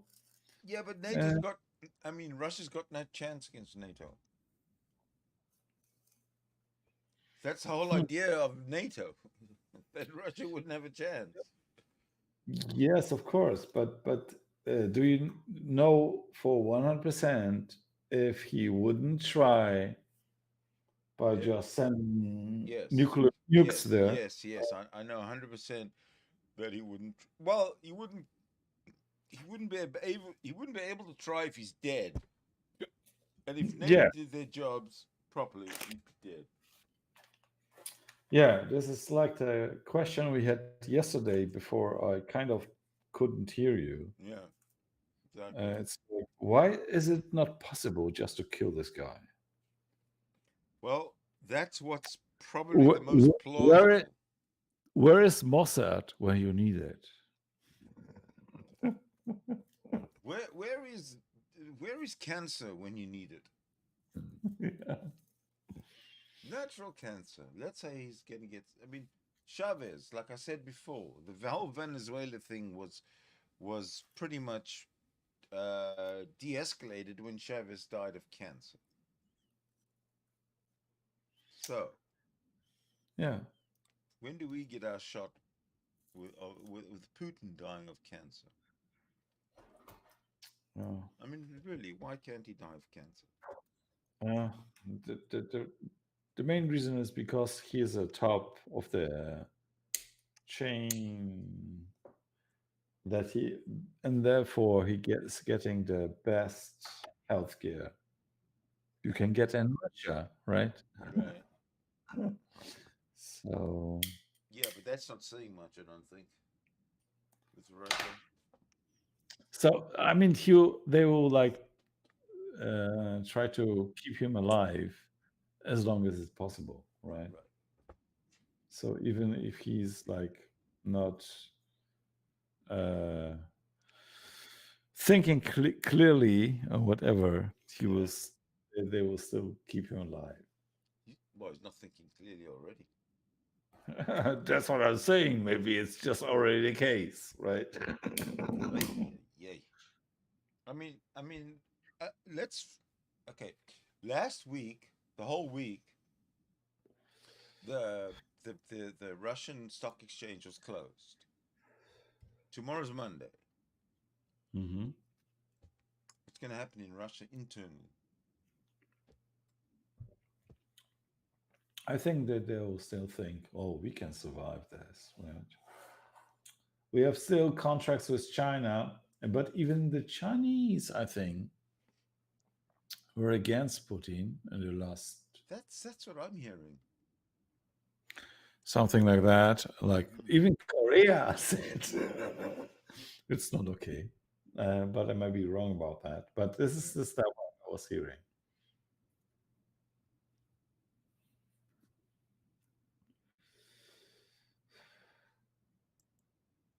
I'm trying to change my camera.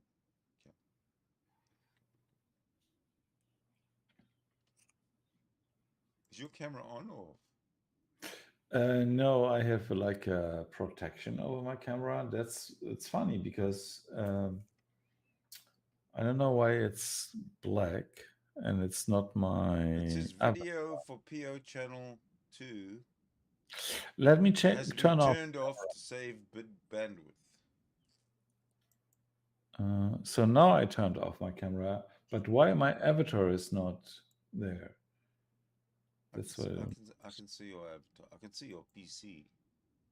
I didn't for a while, but now then it came. So I don't understand that at all. Yeah.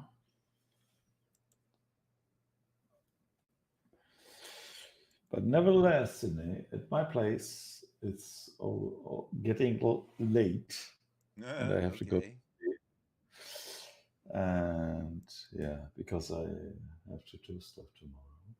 Okay. So thank you for having me.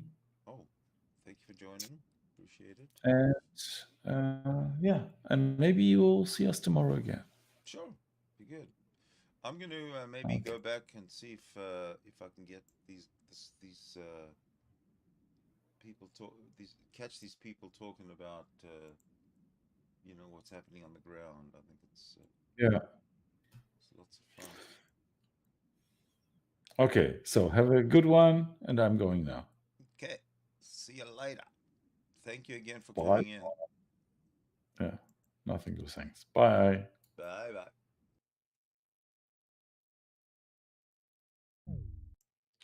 Okay, folks. I'm gonna try and get back to a.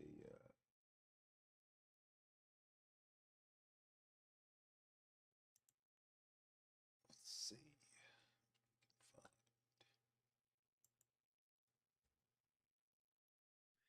And facilitate their advance toward Ukrainian forces. Also, multiple reports and evidence of Russian troops breaking into apartments and essentially establishing firing positions inside of those apartments. And well, in the best case scenario, just throwing these civilians out of their houses, sometimes killing them. Also, multiple evidences of Russian troops and Russian armor positioning itself specifically next to residential blocks or apartment blocks so that they're shielding themselves with these structures and with essentially Ukrainian civilians. So, what else? Also, something to be aware. Again, Russian saboteur activity that is not limited to Russian undercover saboteurs, which are who were implanted into Ukrainian population centers and towns. It also has another element. Essentially, Russian troops on multiple occasions have been seen and witnessed, and also there is a video evidence of that. They're dropping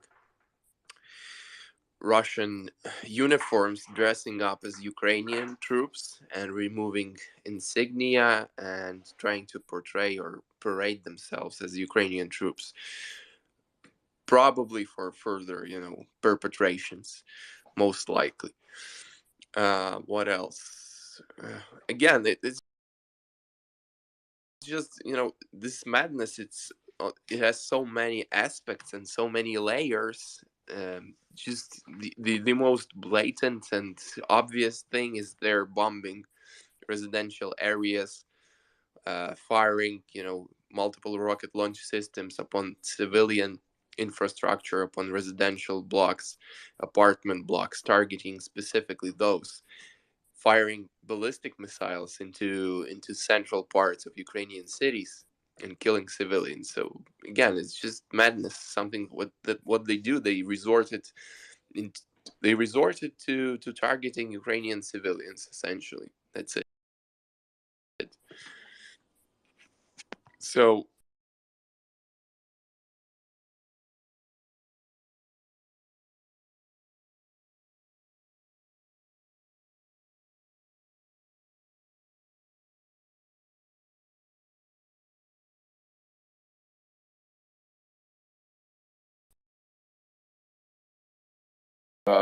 another Russian commander, Colonel Konstantin Zizevsky, out of the 7th Division VDV, has been killed.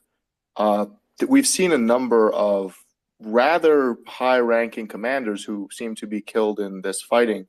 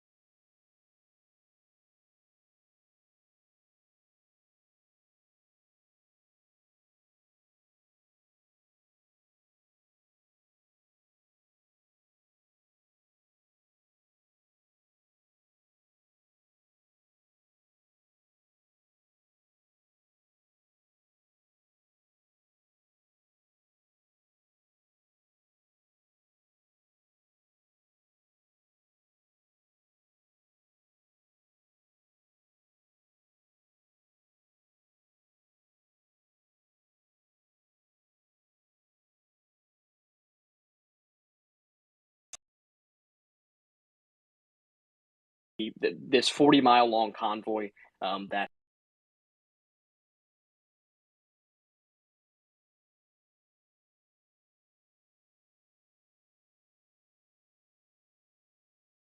has been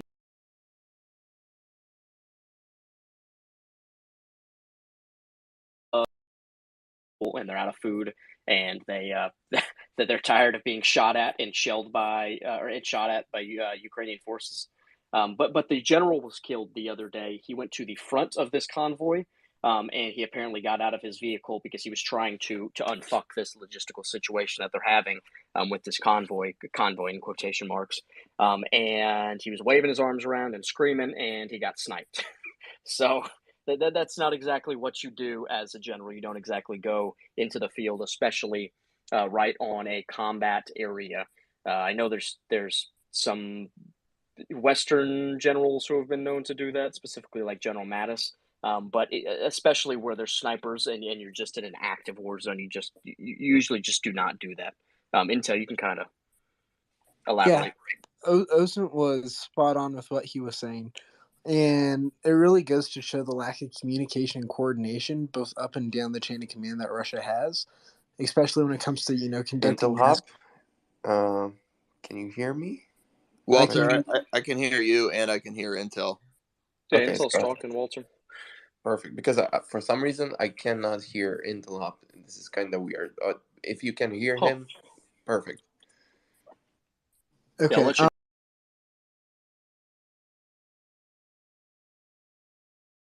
when he stops talking, then I guess. Sorry.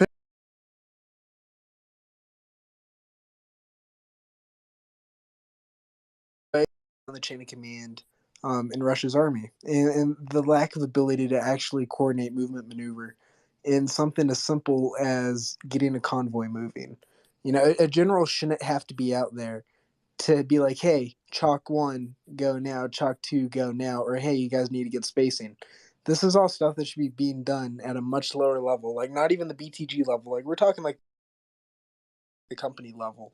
And the fact that we see a general get out and go to the very front of a convoy to try to correct a situation shows how dire the situation was in the first place. Yeah, definitely.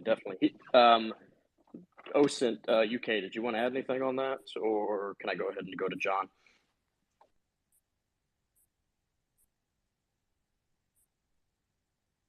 Okay, John, did you want to add something on that? Yeah, thanks. You guys can hear me? Yes. Yes, sir. All right, cool. To that question, one thing I would say is I would assume a lot of us noticed in the war between Armenia and Azerbaijan, kind of like the loss of a front line because of the pervasiveness of the drones. Now, obviously, this specific instance you're talking about now didn't had nothing to do with that, but I think we saw, for instance, like in the Nagorno, I always mispronounce it, Karabakh War. We saw like a lot of outposts, but like 50 miles, for instance, behind the front lines, getting hit. And people would always say stuff like, well, "Why were the soldiers not, in a bunker or in a trench?" Well, there just weren't any because they're 50 miles behind the front line, and they don't expect to be getting hit. So I think we're going to start seeing a lot of things like that too. I think we already have, honestly, like this kind of loss of a front line. I think long range fires and drones definitely kind of mess up the whole idea of like a definite front line. It's not like World War I, World War II, but like this is where the forces are. This is where the fighting is. I mean, if you're in the fight, you're in the fight. That's just what I would say on that matter. This one's towards Osen. This question I originally had. Do you think you could repeat? I had just come in when you were reading the list off. Do you think you could repeat that list of Russian air losses today?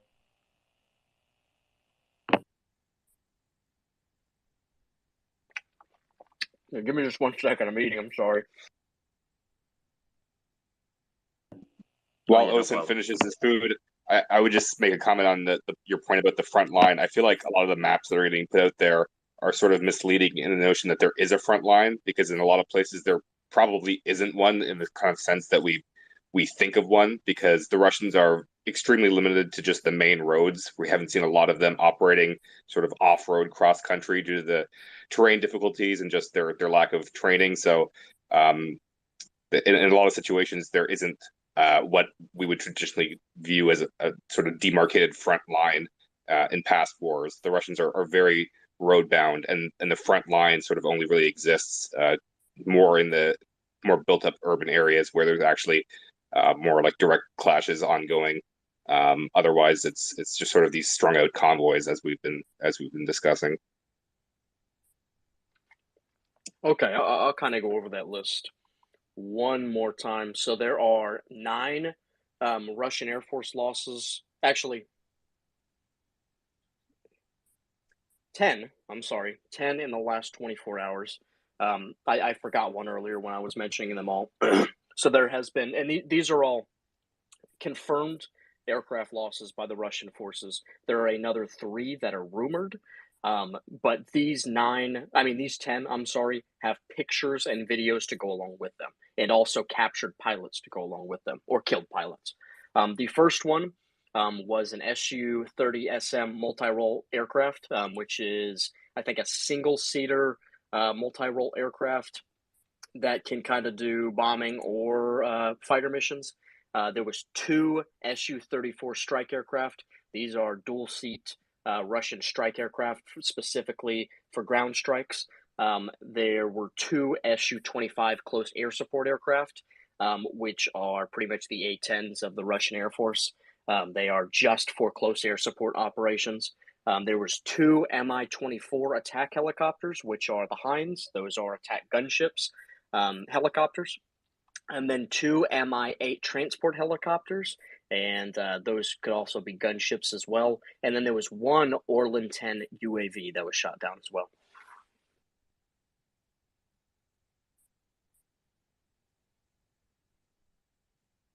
Did you hear all that? Yeah, we did. Language learner 81. Do you have another question? I'll try to rotate you, okay? If you do, just ask. So I'll take it as no. And we have Amanda. Amanda Blount. Hi. So I wanted to speak on the lack of communications in the Russian army. Way long ago in the 80s, I actually served in East Berlin before the wall came down. So I know I've actually served with communist soldiers as liaison between American and Russian soldiers or communist soldiers. One of the things that, honestly, most military people know this, so this is more for the civilian side. All Allied troops are trained to take up the torch. We know the entire plan, all the way down to the private general, all the way down to the private. You go through plenty of training. You go through the briefings. You might have 3 briefings before you even go out on a mission. And even at that, your squad leader will go over the mission one more time before you hit the road. Unlike in Russia and communist countries, the lower ranks do not know the mission. They are told the mission as it goes along. They only take orders. They are not allowed to take initiative. And if they do take initiative, this is the flip side of this. American soldiers are encouraged to take the initiative to replan as they go. If the plan's not working, back up, regroup, replan, even at the squad level. Unlike in communist countries and in Russia and such, they're not encouraged to take the initiative. And if they do take the initiative and they screw up, they could be killed by their own people. So that's kind of, and I know, like, I retired in 2014, even though I joined in 1986. So I had a long career in there. So that's kind of what I'm seeing, is that the same tactics that we've been taught all these years, Russia has never upgraded their tactics. And that's where I think the communication is breaking down. You see these high leaders up there having to tell NCOs and privates what to do, where in America, the NCOs would be, hey, General, don't get out. We got this, that kind of thing. So that's all I got to say on that. Thanks. Osint, defender.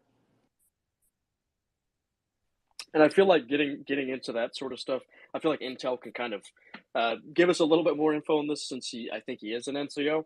But this is just completely indicative of the differences between the Russian NCO Corps and the Russian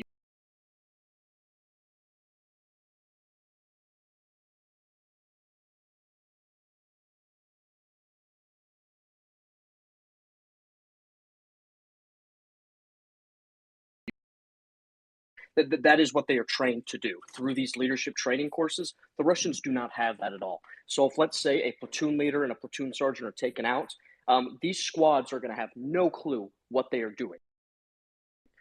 If a company commander is taken out, these platoons are going to be completely thrown off. They're not going to know what is going on because they are not taught to take the torch and kind of do what they need to do. So I think this is one of the main reasons, and they really haven't needed to operate on this capacity before. So I think this may be why. The last time they had to operate in this capacity was probably World War II. And even then, the Russian communication was not known to be the best. So, I mean, I think this is kind of showing them that they need to get with the times, and that what they are currently doing is not an effective way to operate in modern warfare. Intel, did you want to add a little bit of stuff on that? Yeah, first off, mic check. Yep, I can hear you. I can hear you finally. Awesome. I thought you just really didn't want to hear what I said earlier. Okay. So yeah, Osin's spot on. And the other thing that we have to consider is how the Russian military works when it comes to, communication in general. The last order that's given from higher is going to be the order that's consistently executed. And let's say that Hill A has all kinds of defenses. Hill B has no defenses. Last order given was capture Hill A. Those company commanders or BTG commanders are still going to keep trying to get Hill A, even though Hill B could have the same result with less loss. But since the DTG said, hey, or the Combined Arms Army said, hey, go get Hill A, they're all going to go after Hill A. So one thing that could have also happened could have been a change in plans, and the only person that could execute that change was that general, and he was just trying to get it out as fast as he could, rather than, how the American military operates in the way of, hey, this is what's going on, disseminate, or someone lower being like, hey, there's an issue, let's do it this way. So that's something that could have occurred also with the convoy breakdown and the general being killed.